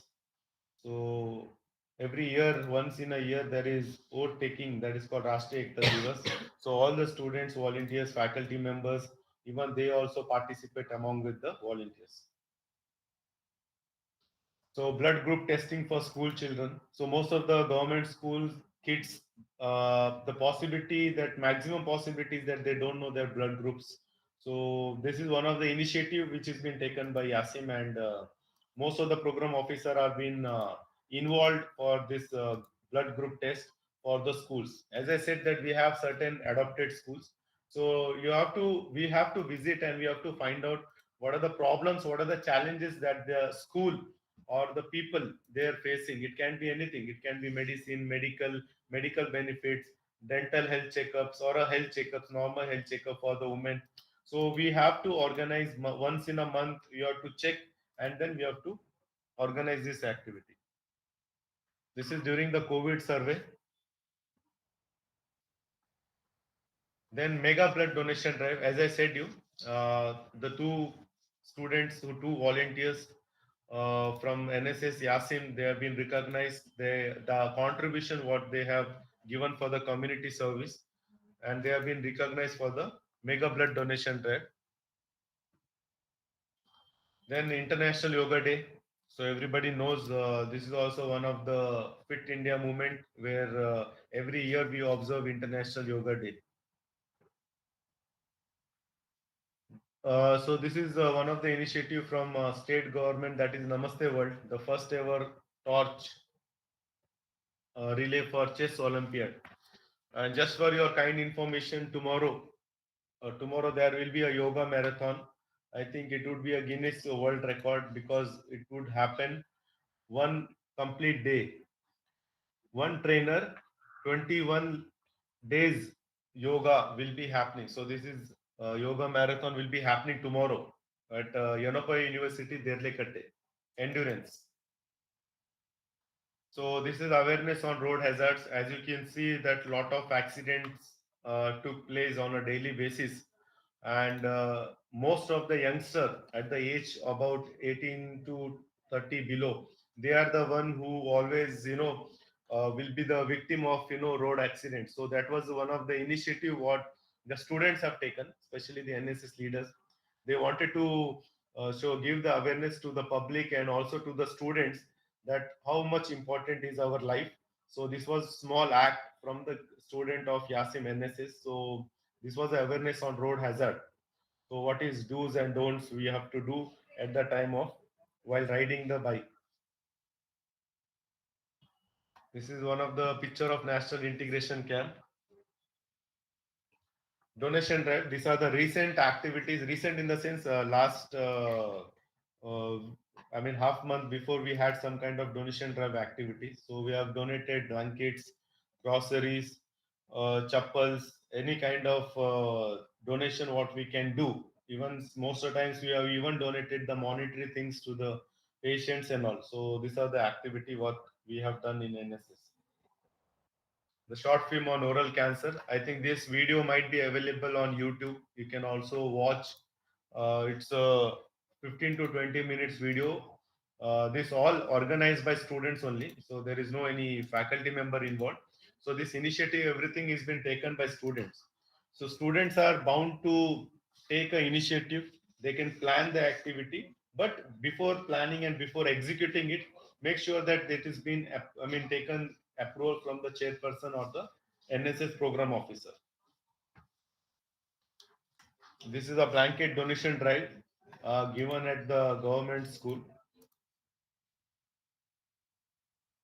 Kidney day program, understanding how important the kidney is.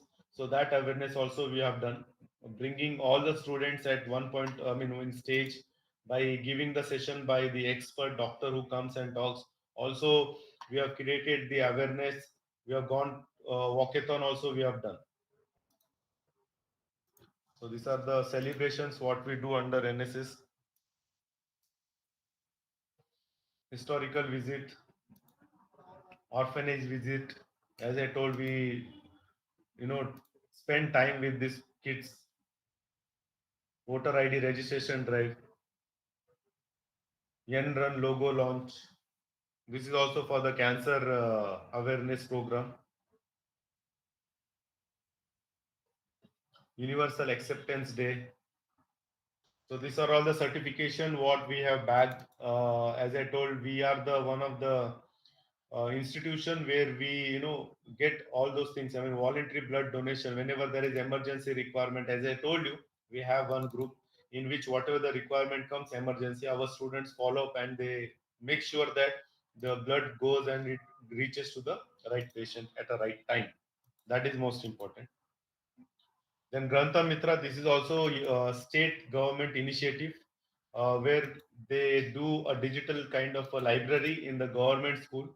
So where all the student can initiatively take participate, they can read the books, and we also help them in understanding the concept, English speaking, all those things can be done under this project. That is Grantha Mitra. These are the students who are involved for emergency blood donation at the nearby hospital. So in short, I can say we have saved so many lives of the kids, people, and so many, whatever the emergency has come. So all contribution has been done by our NSS volunteer, what you can see on the screen. We also organize iftar meet. So this is also one of the big what we have. Then Adhyapana is also one of our project where we take an initiative. We go to government schools. We try to see what are the things is necessary from the kids' point of view. So we go there and we teach them different. We take a different sessions. So we have a small books in which we have that all do's and don'ts what we go, and even a student take a leaders take an initiative and they only go and train these kids. It can be anything. It can be yoga, it can be English speaking classes, it can be activity, any kind of good activities that he can do. So it is a continual basis training. It can be for 6 days to 7 days.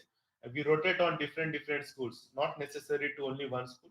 The nearby schools also we cover some 3 to 4 schools. So weekly we organize this kind of activity.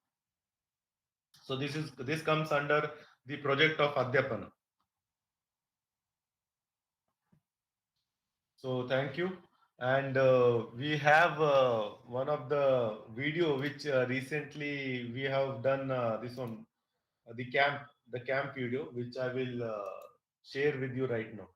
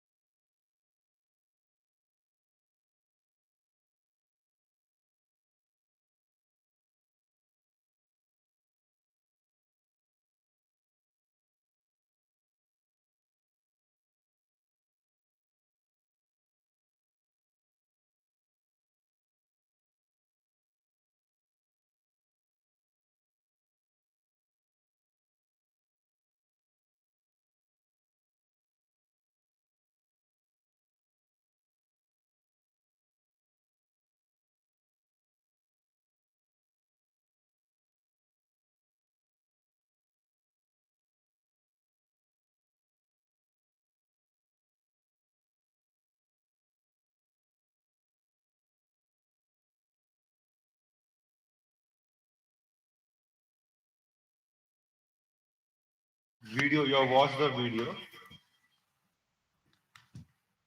So you have watched the video. This is a recent camp which we have organized at Yadapada, and you have seen so much hard work is required to give some changes to that particular, government school. So that was a toilet construction video.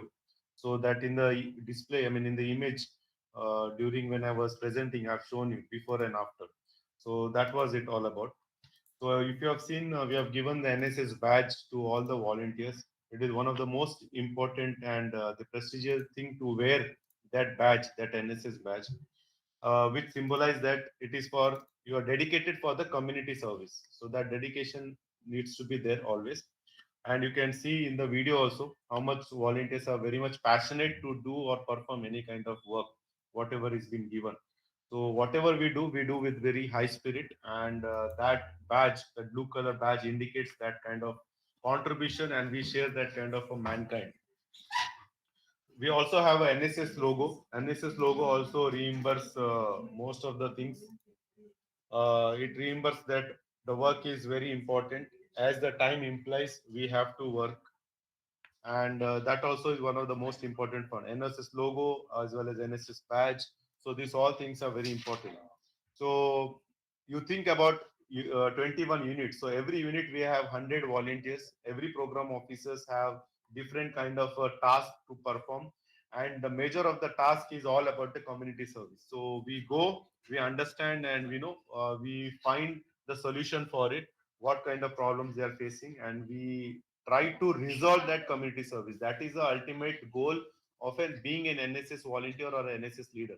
Until unless if it is not resolved, it is very, I mean, even for us, it is very difficult. So we try to resolve all that kind of problems, and we try to achieve uh, the, the, the thing which we are looking for the future run.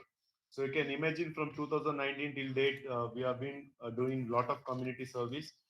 As you have already seen most of the pictures, you have already gone through most of the videos, and I'm very sure that once this batch comes, I mean the once the fresher comes into our institute, we'll make a very good team, and we'll have a very good start as an NSS team, and for all the 21 program officer, not only about me, about all the 21 program officer.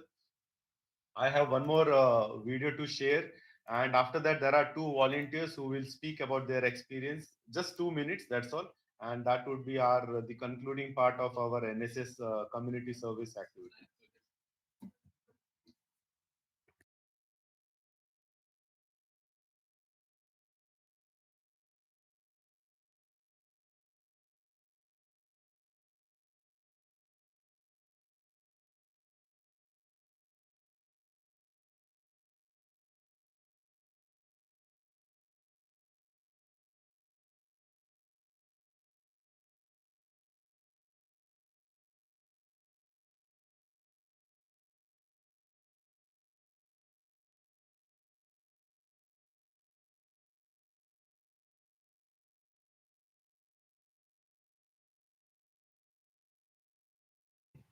Okay, so the logo of NSS is not me but you. And just for your information, we have bagged two times the state award under Yanopoya deemed to be university. And also we are trying to put it at the national level also. So I hope, and we are very sure that in the coming years we are going to bag the one of the best NSS award from the national level also. Since we are bagged continuously two times state level best program, I mean unit award from the state governor, and we are very sure that we will our community service will always inspire, and we will get our national award. So hoping this, I will just allow just 2 minutes our NSS volunteers to speak and share their experience.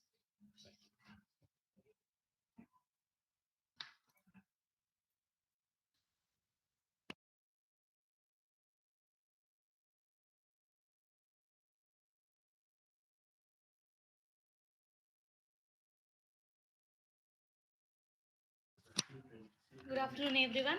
I am Niharika Amin, currently pursuing my PG degree in Yanapoya Institute of Arts, Science, Commerce, and Management. So I have worked as an NSS volunteer for about 3 years, even during my UG course. So NSS has brought great changes in my life. I have learned the importance of putting others first and contributing to the well-being of the community. Service, service is service is the greatest task that you can give to the community. So NSS has taught me that in a great way. So to make positive impact on people's life, NSS can be a great this what platform where you can start. So in such a way, NSS has helped me to overcome many situations. That's it. Thank you.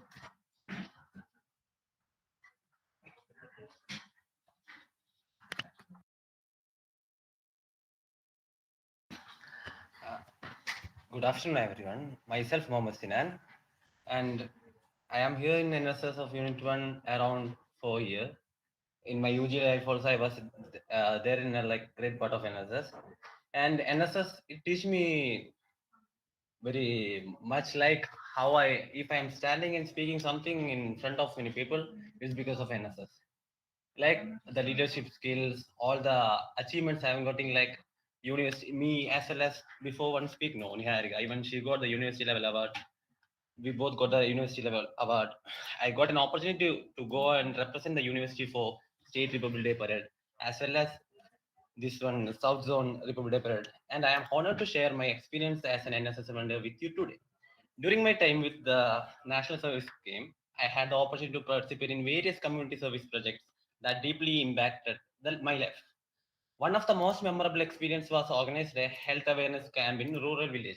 Every year we will be making a village camp in adopted villages, and it will be the lifetime memories, like where we will be going there. We will be doing like some projects and all. Last time we have done, so ma'am might have explained about the toilet reconstruction and all.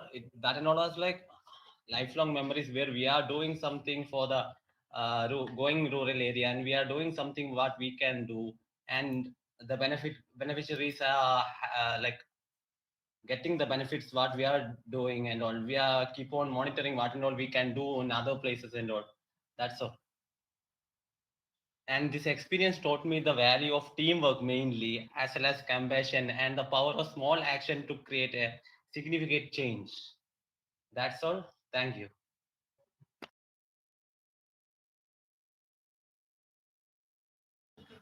Uh, Thank you, everyone.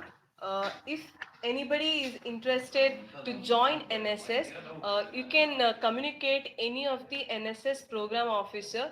There are program officers in the Kulur campus as well as the Balmata campus. You can communicate with any of the program officers, and you can join and get the benefits from the NSS. Thank you.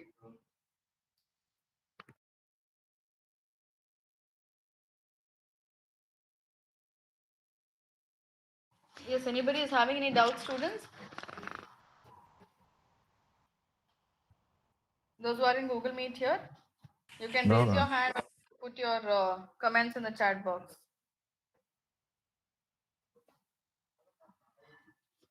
Yeah, thank you. Over to Pinakini, ma'am. Thank you, ma'am. I express my heartfelt gratitude to Mr. Pavitra Shetty and Mrs. Priya for taking the time to conduct this insightful session. Your expertise and knowledge has truly enriched, and understanding has provided our students a valuable perspectives. I hope our students have got a better idea about the different activities that has been taken place and that will take place in different units of NSS at Yiascm in both Balmata and Kolor. Thank you for sharing your experiences, dear students, and your wisdom with us. Your dedication of education and your willingness has encouraged and greatly appreciated.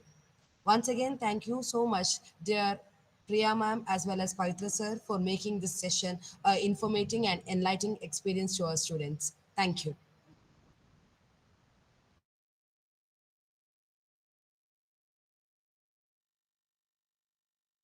Yes, students, for another 5 minutes, we'll have a short break. So please come back after a short break.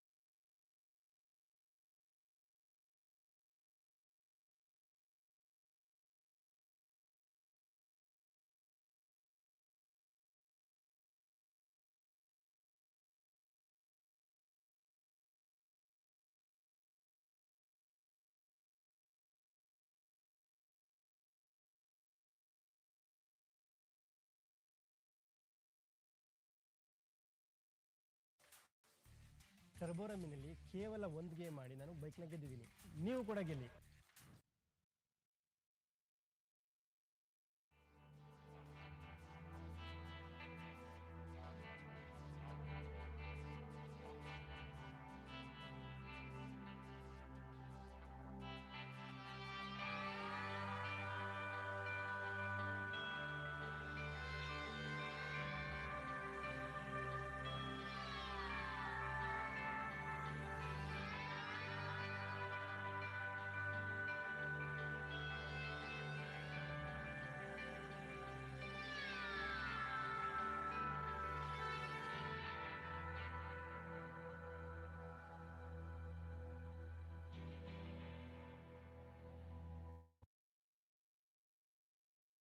AI will pretty much touch everything we do. It's more likely to be correct and grounded in reality. Talk to the AI about how to do better. It's a very deep philosophical conversation. Yeah. It's a bit above my pay grade. Awesome. Sundar, it is such a pleasure to meet you. Yes, likewise. Thank you for doing it. Just like you, I love AI. I love talking about AI. So I think no surprise today, I'm definitely going to delve into that with you. And with so many AI tools coming out these days and so much going on, I mean, the shift of AI in the space of a year has been insane. And a lot of people feel like if they don't start using AI, if they don't understand AI, they are going to be left in the dust. So why should people start using Google's AI? Look, I think for multiple reasons. To start with, it makes your experience better, right? I think using AI, it's going to summarize things for you. It's going to save you time. Now you can type a much more complex question, right? Find me exercise studios within 4 miles of where I live and open at these hours. And it kind of summarizes an answer for you. So it just makes your life a bit easier. That's the primary way we are putting AI in our product. Yeah. AI is going to be in our lives across everything we do. Learn to understand where it's good at, what the pitfalls are. So I think there's a part of getting familiar with the new technology too. So you want to do it for both reasons. Amazing. I'm sure you're aware of the competitors, Copilot, ChatGPT. What makes Gemini or Google's AI better than the competitors? I think a few things.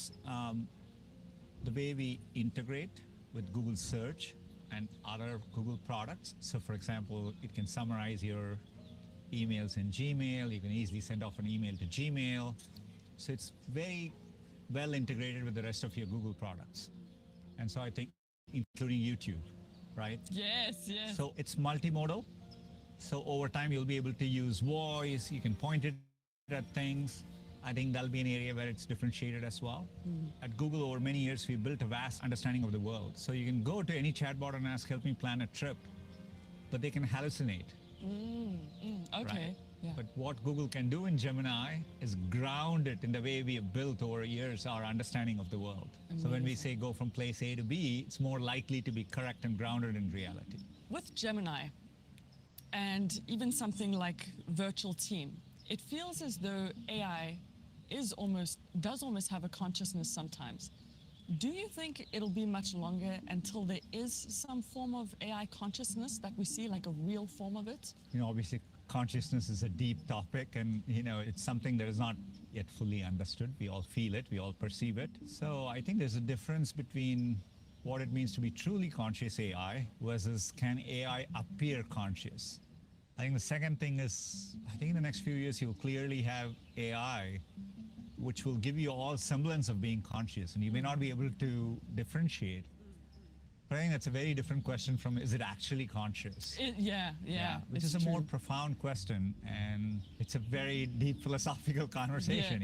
That's true. How do I know you are conscious, right? How do I have a way of knowing it? And so I think, it's a bit above my pay grade, I think, to answer that question. Yeah, I think, like, you're right. It's quite an interesting topic that could go on for days, actually. Yeah. And so for the people who do use these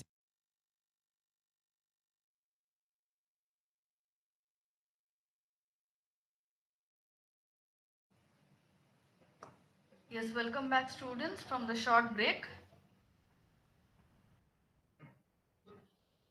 I hope everyone are back again. So we have with us our proud academic advisor, Dr. Sujay Nair, with us. With over 15 years of experience in the higher education sector and over 30 years overall experience in various fields, Dr. Sujay Nair is a visionary leader and a digital transformation specialist who drives innovation and excellence. He is also an advisor, board member, venture advisor, and marketing and growth consultant for various organizations across domains such as engineering, media, education, and technology.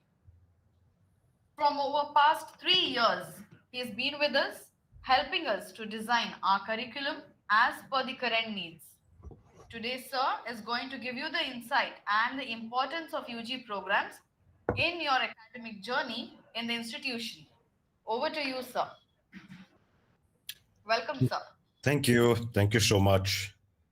A great afternoon, boys and girls. I think it's a nice time to be around in education. There's so much happening. I was just listening to Sundar Pichai talking about AI consciousness. The era of consciousness in artificial intelligence is what the world is today, and you guys are actually learning how to conquer the world, a world full of, with the advent of technology, the world full of consciousness in non-living items.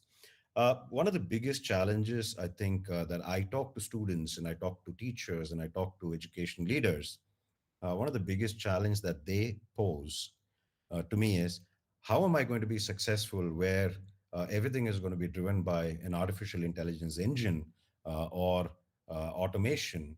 Everything is done in a SaaS model. How am I as an individual going to be successful? It's a very profound question.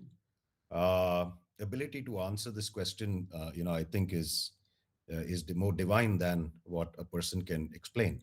But let me tell you the grassroots of success and how you should perceive success as. What are you doing this program for? What are you in the university for? Why are you educating yourself? Is there a goal that you have? If there is a goal that you have, how do you achieve that goal? Do you really know how to achieve that goal? Do you think that doing a undergraduation program is going to help you achieve that goal? Well, maybe not. I don't know the answer for that. But there are certain things that you can do that can help you achieve that goal, regardless of what obstacles, regardless of what advent of anything new that comes to the world. Let me explain that to you a little more in detail. I have a presentation that I thought I will share with you. Let me do that.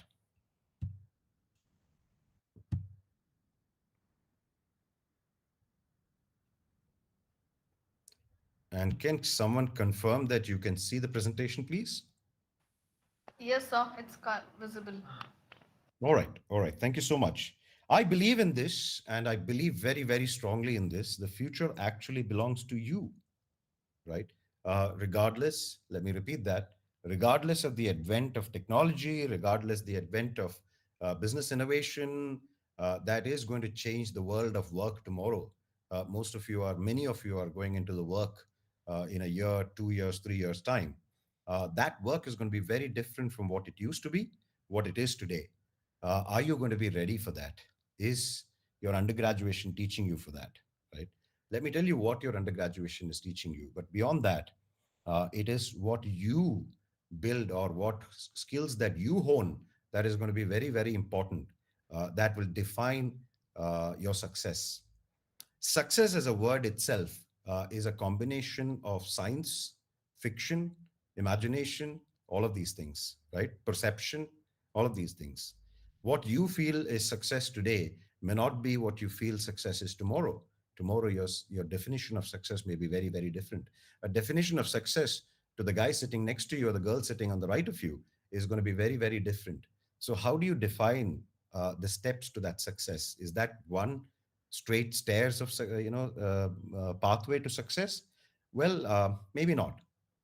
But there are things that you can do inherently that can take you to the path of success, whatever that success means to you.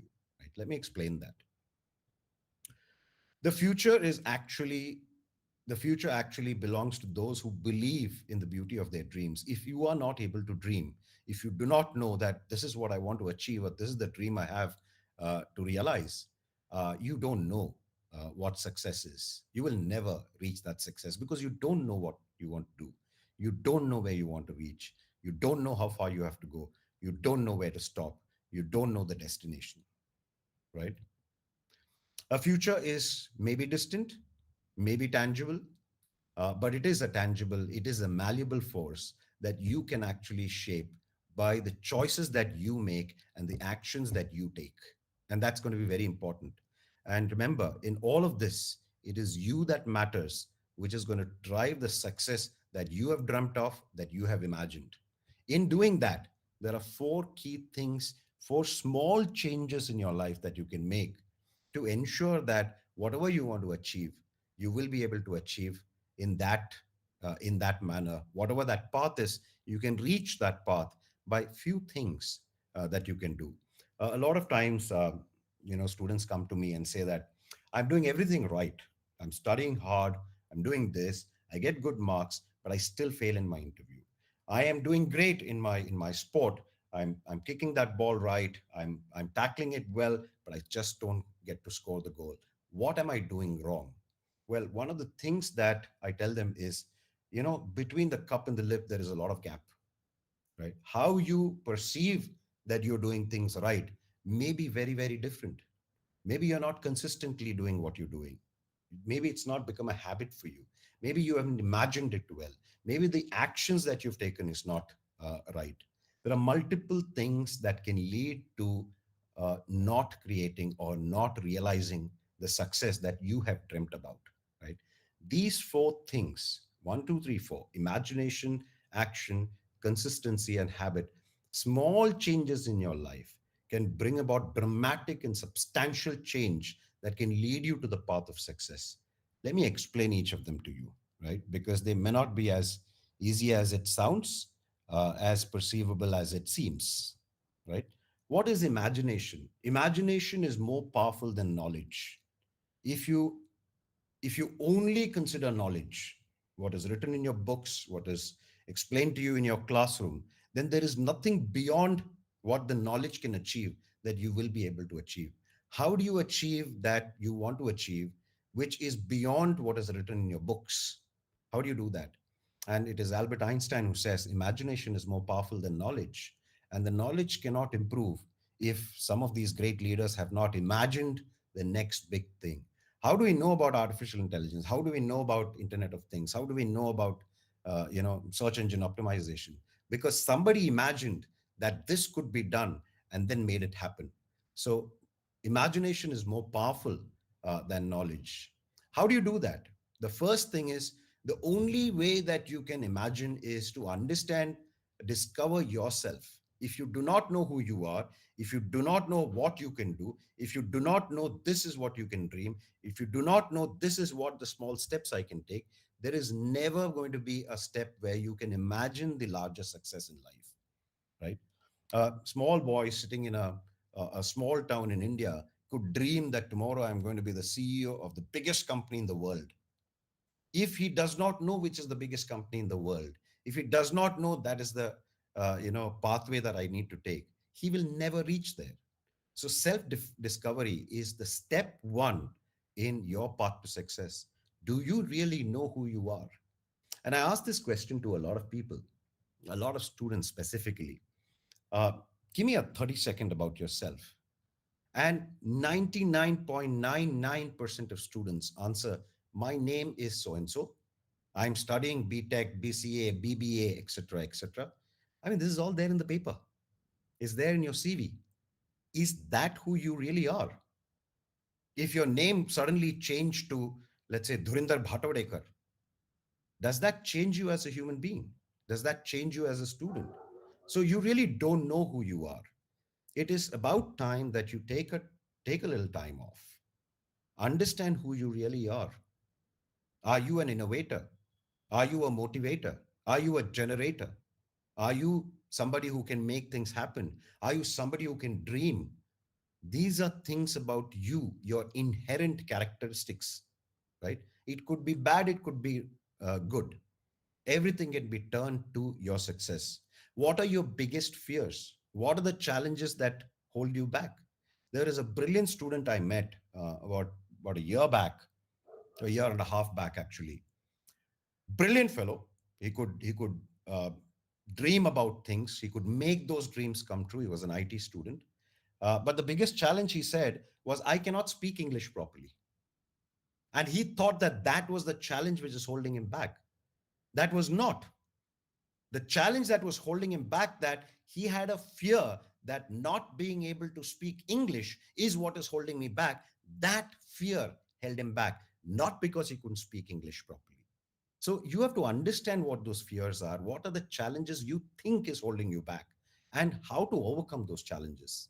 You have to identify what are the best parts of me, what are the qualities that set you away from the person sitting next to you.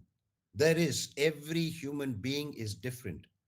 What are those strengths and what are those qualities? What are those small little things which makes you different from the person sitting next to you? This, my dear friends, is called self discovery. And it is very, very important to understand yourself. And only if you understand yourself, you will be able to set a goal that is 1 plus or 2 plus more than what you think you can achieve. If you think that you can achieve, in 10 years, I want to be the CEO of Google, why not the managing director of Google, which holds 50% of stakes of Google? That is 2 steps above being a CEO of Google. You will be able to set those goals if you really understand who you are. How do you translate your aspirations, your dreams into concrete goals? I want to be A, B, C, D at DEF timeline. And after you know what you want to achieve, this is what I want to be, break that down into small achievable steps. If I want to be the CEO of Google, one of the first things I need to know is understand technology. So let me start by just understanding technology, because that takes me 1 step closer to being the CEO of Google. If I know that, I know that I will be able to achieve it one day. Break them down into smaller, achievable steps. Visualize yourself. The power of your mind is amazing, right? There are so many things that you can achieve if you can actually visualize and imagine that you are the person who's going to be sitting on the seat of CEO of Google. Visualize yourself attaining each milestone, overcoming small obstacles. That is what really realizes your goal. Now, that's the step number 2. How you visualize your future is very, very important. Have you ever closed your eyes and imagined to be what you really want to be? The vividity of the imagination, right, will ensure that you will get closer and closer to that goal much faster than you think you can imagine. The power of visualization and the power of imagination is very, very powerful, my dear friends, right? Use it to your advantage. A lot of people who have achieved has been great visualizer of their future. And if you can visualize your future, if you can spend 2.5 minutes, 1.5 minutes every day to sit back, close your eyes, imagine that future you want to be. It could be a distant future, it could be a smaller goal. My distant future goal is to achieve being the CEO of Google, but my first goal is to understand the best way possible how AI is going to change search engines. Right? If you can just imagine that every day for the next 1 year, and you've given yourself 1 year time, if you can just imagine that, if you can just visualize that, that will take you closer and closer to the dream that you really want to achieve. If these people can do it, right? You see on the screen the owner of Netflix, which changed the movie industry, right? CDs and all of that changed because of the advent of Netflix. Elon Musk, Mark Zuckerberg, Sundar Pichai, Narayan Murthy, if they can, why can't you? They are exactly like you, normal human beings, with the power to visualize, power to create set goals, power to break down those goals into smaller achievable chunks and go ahead and achieve it. And achieving these successes are as simple as what these guys have done. Now, imagination alone is not enough. You can sit and dream all, all your life. But if you don't take some actions that become the catalyst which can transform those dreams, transform those imaginations into reality, right? I kept dreaming that I want to play football like, let's say, Ronaldo. But if you don't take the ball and go to the field, you will never reach there. You will only imagine, you will only dream. So, action is the next thing that you need to do. Take those small step actions that will turn that reality, that dream into reality, right? How do you how do you take those small steps? There's uh, Mohandas Karamchand Gandhi said, the future depends on what you do today. If that is what you want to achieve, let's say 10 years down the lane, 20 years down the lane, right? You need to start working on it today. Seize the opportunity when they arise. The opportunity does not open every day, but when it arises, you should be in a position to seize those opportunities. Break it all down into smaller pieces. Break down your mental barriers to say, oh my God, Ronaldo is Ronaldo. How do you think I can ever play like Ronaldo? Well, this challenge is in your mind. If Ronaldo can achieve it, why can't you? Break down those mental barriers and start taking those barriers one step at a time. Fight with those barriers one step at a time. Take initiative towards breaking down your mental barriers and towards achieving that goal. You can become a Ronaldo only if you start playing the ball in the field. Take that initiative first. Embrace challenges. Challenges are not a problem, right? Embrace it. Understand this is a challenge. Accept the challenge. Then start working into breaking those challenges into smaller bits and addressing those challenges and making it work for you. Understand with other people. You're not the only person who has got challenges. Take that step 5. Understand other people with those challenges. Ask them how they looked at these challenges, how they perceived it, how they addressed these, how they let these challenges go. And this, my dear friends, is called lifelong journey. That's your next step. Doing this consistently over and over again will ensure the pathway to that success. What happens many times is once you're on that pathway, you fall out of the pathway. There was another video which just showed that, right? You keep falling off the pathway. If you're not consistently doing that, right? Take those actions and keep those actions consistently. The only way to achieve greatness in football is to keep playing football. Only way to achieve to reaching a step is to continue doing what it takes to reach that step. That effort cannot be diminished. So consistently doing those actions will ensure that you remain on the pathway. And it is very, very essential to remain on that pathway. And the first 3 times you do it, it'll be very, very difficult. The next 3 times, it'll be slightly easier. The next 3 times, it'll be much easier. The next 3 times, it'll be a breeze. This is called a habit. Create that routine, right? If that routine says, this is what I'm going to do every day, it gets into your mind memory, it gets into your muscle memory. You will be able to do that without even thinking about it, right? And prioritize what is it that you're going to do. Are you going to do just taking the ball to the ground? Or are you going to start practicing hitting into the goal or hitting towards the goal post, right? Prioritize which actions are going to take you to that higher way of achieving your goal. And when you do that, a lot of people, you have a million distractions around you, a million things that you want to do, a million things that your friends want you to do, a million things that, WhatsApp will want you to do, your Facebook, your Snapchat, your, Instagram, etc. There are multiple distractions that you will have in your life. How to eliminate that one at a time, diminish that one at a time. You should do everything, but ensure that you prioritize what can take you to success, what can pull you back from it, what are called distractions in your life, right? And start building momentum. Slowly start increasing the speed of what you do from a positive perspective. And once you do that, you will be able to see yourself moving towards the direction of success. And if you can actually watch yourself do that, reflect on how you're doing that, and stay accountable to you being doing that, Those are some of the things that will take you faster and faster towards your goal. Now, I'll talk about failures a little later, but practice and celebrating progress are going to help you achieve that, motivate you to do that again and more and more. Now, a very simple thing, I'm not going to get into details of how to create a habit loop, but remember that if you do ABCD and if you continue to do ABCD, if you start rewarding your mind, rewarding yourself for doing ABCD, what happens is next time there is a trigger, you will be doing ABCD without even thinking about it. The brain automatically kicks into action doing ABCD, right? This is called a habit loop. Create a habit loop, right? When I get up in the morning, first thing I do is take my golf clubs, go to the golf course, hit a 9 hole. Now, this comes naturally to me, right? This is what I love doing. I want to create this a habit. This is my fitness mantra. I would like to, stay fit.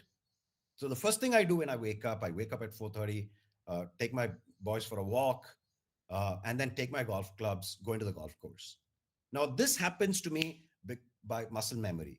I know that when I wake up, I want to feel myself energetic. I pick up the clubs and go to the golf course. Now, this has become a habit loop for me, right? Now, one of those things which I felt very important, very, very important, is how do you handle failures, right? The way people perceive failures are very, very different, my friends. A very simple thing. I want to go to ABCD place, right? I've got a party to attend to. I go out and wait for an auto or a taxi or book an Ola. First time you book an Ola and then that guy cancels it. You failed. This is also a part of failure, right? What do? You know that you can book another one. So you immediately, you know, give him some abuses and then start booking the next one, right? So you overcome that failure. Any failure is exactly as simple as that. If you can consistently keep at achieving that, you will get that taxi. You will get that right to go to your party. And success is a party that you want to reach. Let me tell you a little bit about failures and how to get rid of the fear of failure, right? This, I think, is the most important lesson of your life. Most universities don't teach it, right? How to overcome failures. I look at failures very, very differently. I think it's okay to fail.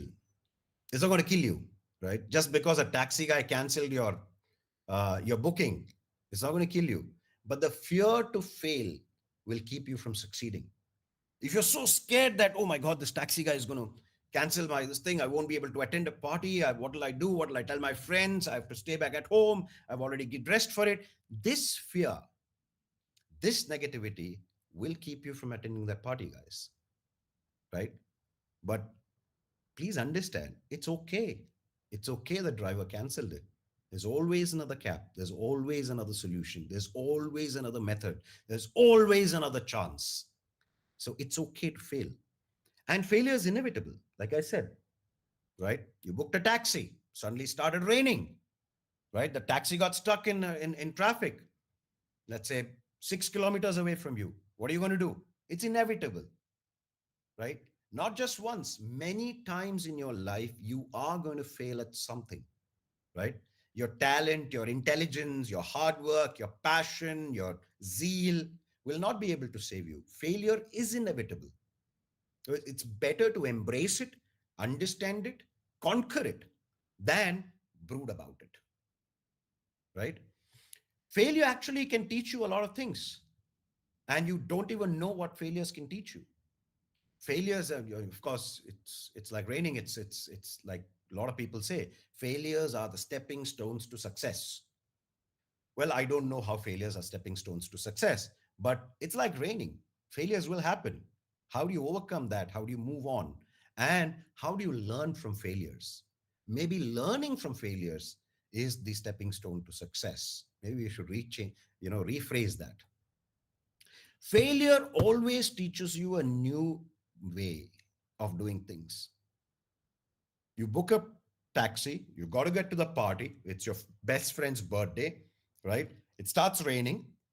Your cab gets stuck, right? What do? Well, you could always go to the neighbor. A neighbor is going out somewhere. It's got a car. Drop me somewhere where I can get an auto, and then I'll take it to the party. There is a new way, there's a new method of reaching there. There are multiple ways to get to where you want to be, right? Failure always teaches you newer ways to doing things. Fear of failure forces you to explore, find newer ways to achieve, and that is success. Failure always makes you stronger. The next time you want to go to that party, the next time you want to reach somewhere, you will think, you know what, taxis can fail. There could be a possibility driver will cancel it. You'll always have a plan B. There are people who will give up after failure. There are some who will bounce back and say that, you know what, if that guy does not come, I'm going to walk another kilometer and take an auto.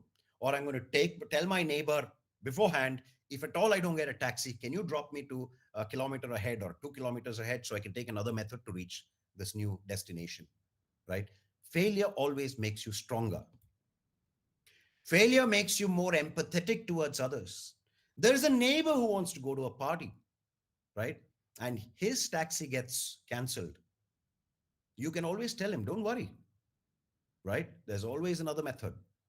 You walk 500 meters, you can get an auto. Or let me drop you to this place where you can get an auto to go somewhere. You've helped somebody else because they failed to take a taxi to the party that they want to attend. Failure always makes you more empathetic towards others. It shatters your ego, your pride to help others, right? So see how many things failures can actually you can learn from. Failure empowers you to take more risks in life. Again, you want to go to the party. You don't have to get dressed 3 hours before that, right?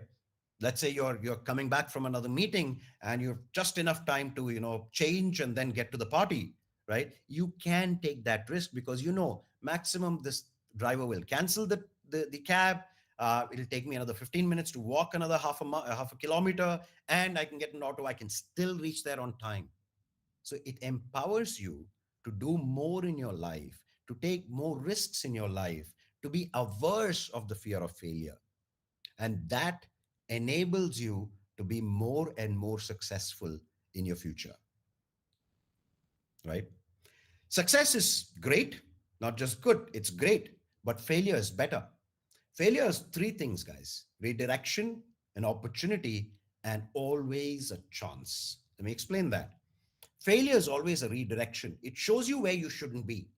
You know that if it's raining and you try to book a cab, they will cancel on you, or you may not get it, or there is no enough cab, or the cab arrival would be late. It will redirect you to take another action, a plan B, another pathway. So it's a redirection. If you understand failure, you will be able to reach that party because you know what you shouldn't do. If there are A, B, C, D parameters, and you know that the success of you hiring a cab to reach the party will not happen, it'll redirect you. Your muscle memory will redirect you to take the right path so that you can reach that party. It is an opportunity. It's a chance to reevaluate what you've done wrong, what you didn't think about, and come back stronger with better reasoning. You can always say, it's raining, it's going to be tough, there's a lot of traffic, you're not going to get a cab. You know what? You're just going to call a friend and say, you're going to the party, why don't you pick me up? It's an opportunity to do something different. It's an opportunity to relive the same pathway with a different methodology. It is a chance for you to reevaluate your thoughts, your analysis, the power of your analysis. It's an opportunity. It's a chance. Failure is not fatal unless you're trying to, put a gun to your head and pull the trigger. No matter how hard it may be, you know that failure simply means you will get another shot to try it all over again. It's a chance for you to do it again, and you will do it better because you're stronger. Your fear of failure is reduced, if not gone away, right? Let me tell you some real life stories of failures. Just a second, please.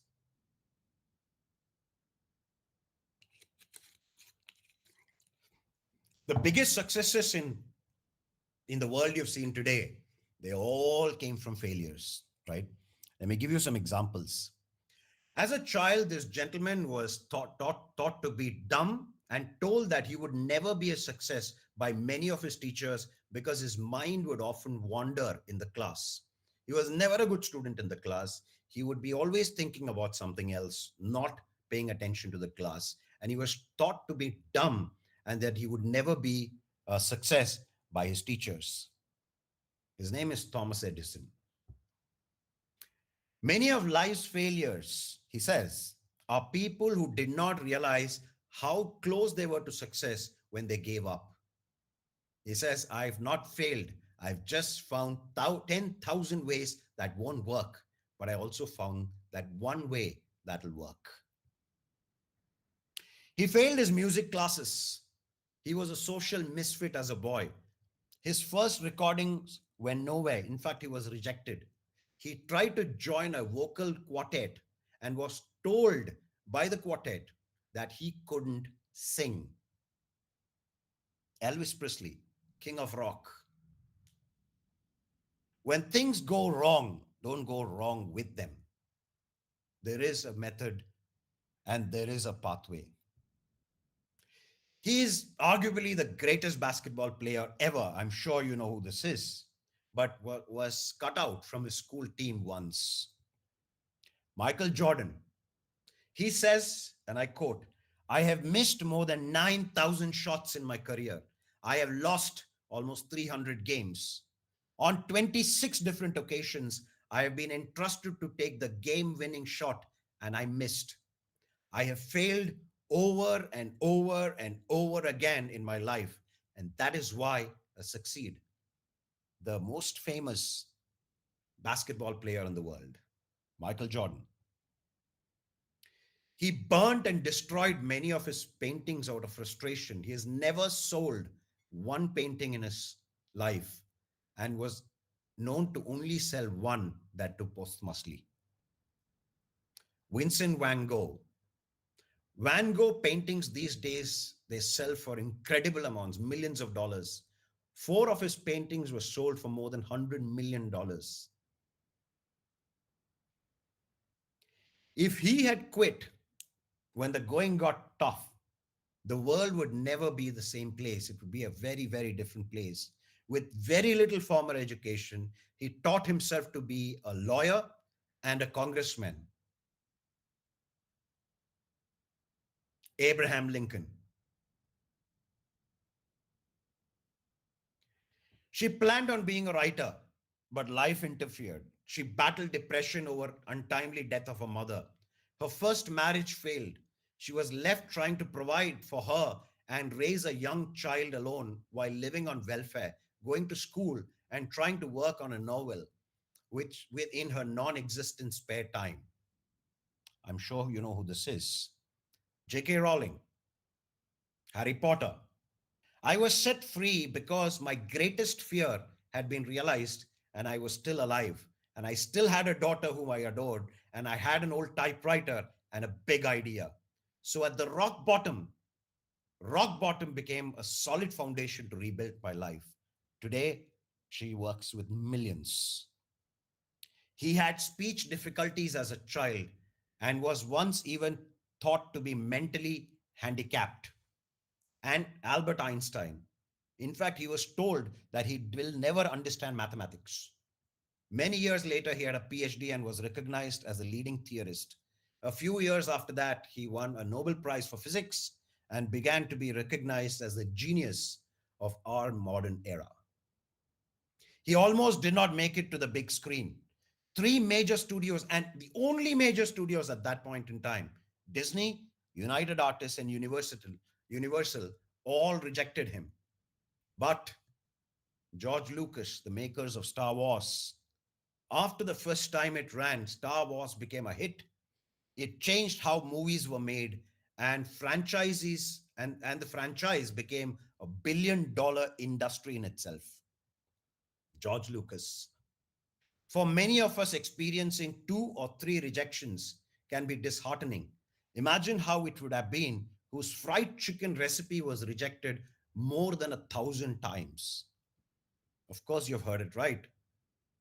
Colonel Harlan David Sanders, Kentucky Fried Chicken. Today, Colonel Sanders is an iconic figure representing one of the tastiest fried chicken in the world. He was 22. He worked for a newspaper firm in Missouri. He was fired from his job because they said he lacked creativity, according to the editor of the newspaper. And this man made Walt Disney. His name was Walt Disney. Disney disproved this, however, by winning more than 30 Academy Awards for his animated film featuring Mickey and Minnie Mouse. The rest is history. And he says, I quote, the difference in winning and losing is most often not quitting, not giving up. He failed miserably. It was an epic failure that convinced his family to let him finish his studies instead, and would the whole world would benefit from it. Sir Isaac Newton. Truth is ever to be found in simplicity and not in multiplicity and confusion of things. Simplicity is what he went with, and that's Sir Isaac Newton, one of the biggest scientists who ever lived.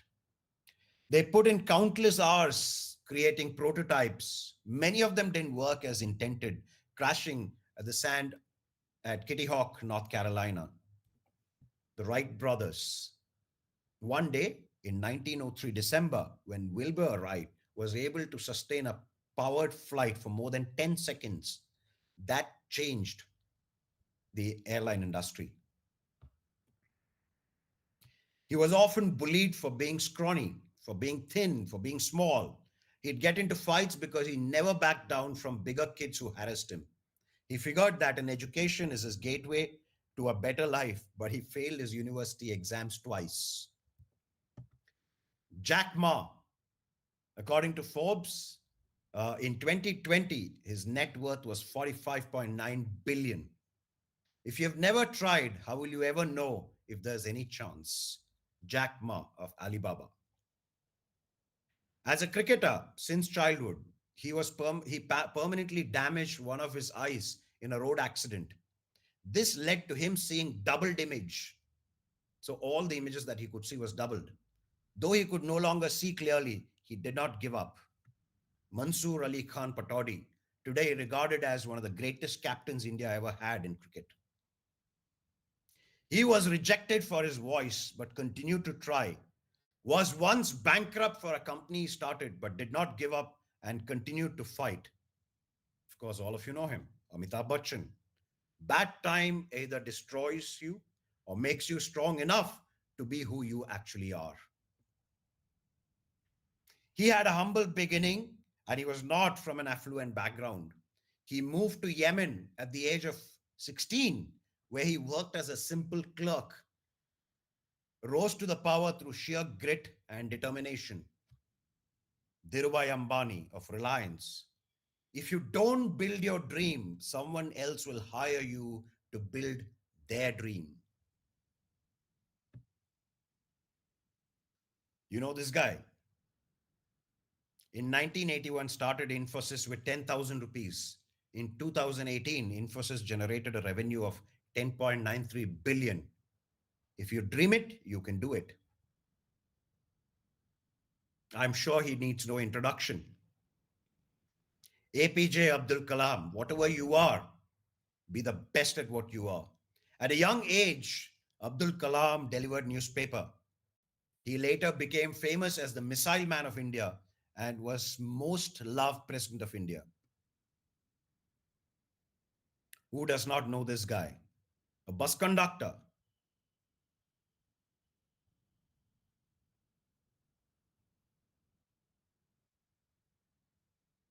A humble chai vendor became the Prime Minister of India. There are so many examples, my friend. All of them had multiple failures, but came back stronger because of those first four things I told you: imagination, action, consistency, habit. The journey of an ant teaches you to keep marching, right? If you actually keep an obstacle in the path of an ant, it finds its way around it, multiple methods. because we have the power to turn obstacles into stepping stones. The life of a bird teaches us to keep flying because the journey of life is to rise above all odds. The falling of leaf teaches us to keep blossoming because remember, rainbow only appears after the rain. Every failure teaches us to keep succeeding, keep doing better because life is beautiful. And I keep meeting a lot of students who have already given up without even starting. It is so sad to see all this. They don't realize life is so beautiful. It does not matter what you fail in, it does not matter what you have not succeeded till now. There's always another chance, there's always what you can do to make you come back stronger and get you on the path of success. So, what do you do today? You need to sharpen yourself. So you need to sharpen yourself, learn new skills, become multifaceted, understand how to connect the dots because the five different things that you do can be connected with a logical thread of reasoning and understand self. Uh, Guys, I'm not actually going to get you into the bouncing method. I'm sure I can take a complete class on how this bouncing back method can actually teach you to come back. But if you do have any questions, you may ask. That's all I have for you today.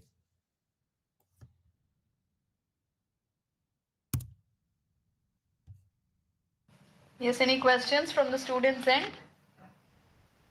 You have any, please raise your hand or put it in the chat box.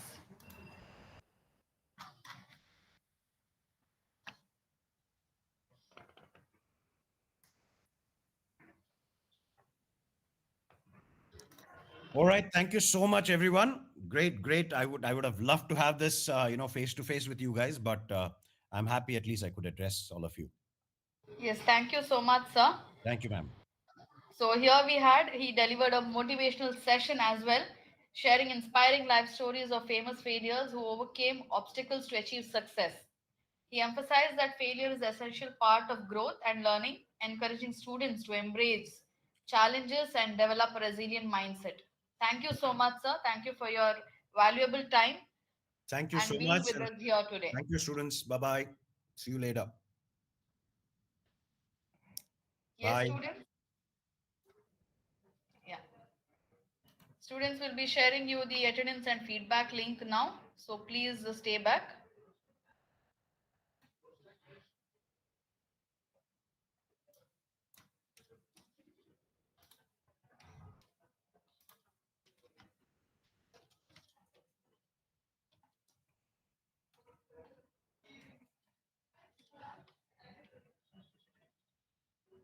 Yes, the link is shared here, and those who are watching in YouTube, the link will be there in the description box.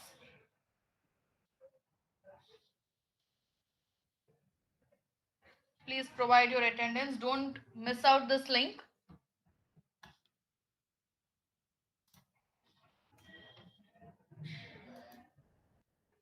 And for tomorrow also we have 3 more sessions ready. So again we inform you, and if your classmates or if your friends are being a part of NFOM now, are the freshers along with you all, please remind them as well that the Diksharam has started, the student orientation and the induction program has started, and already 4 days are up. So tomorrow would be our 5th day, and we are having 3 sessions for tomorrow. The first session, which starts from 10 a.m. again, 10 to 11, 11 to 12, and 12 to 1. So 3 great speakers are on our way to talk to you all tomorrow. Don't miss out the sessions. And there were few questions that when would we come offline. So that would be from 24th onwards. You will be reporting to the college from 24th at your respective campuses and respective classes. So don't miss out any session, as in few important topics would be covered. Today the first session was by Mr. Rajesh Karkera, which was really a very good session, and that was on LMS with regard to all your note materials, study materials, where you can access and so on. Yes, we would like to wind up the session now. Thank you so much, students. Meet you tomorrow at 10 o'clock.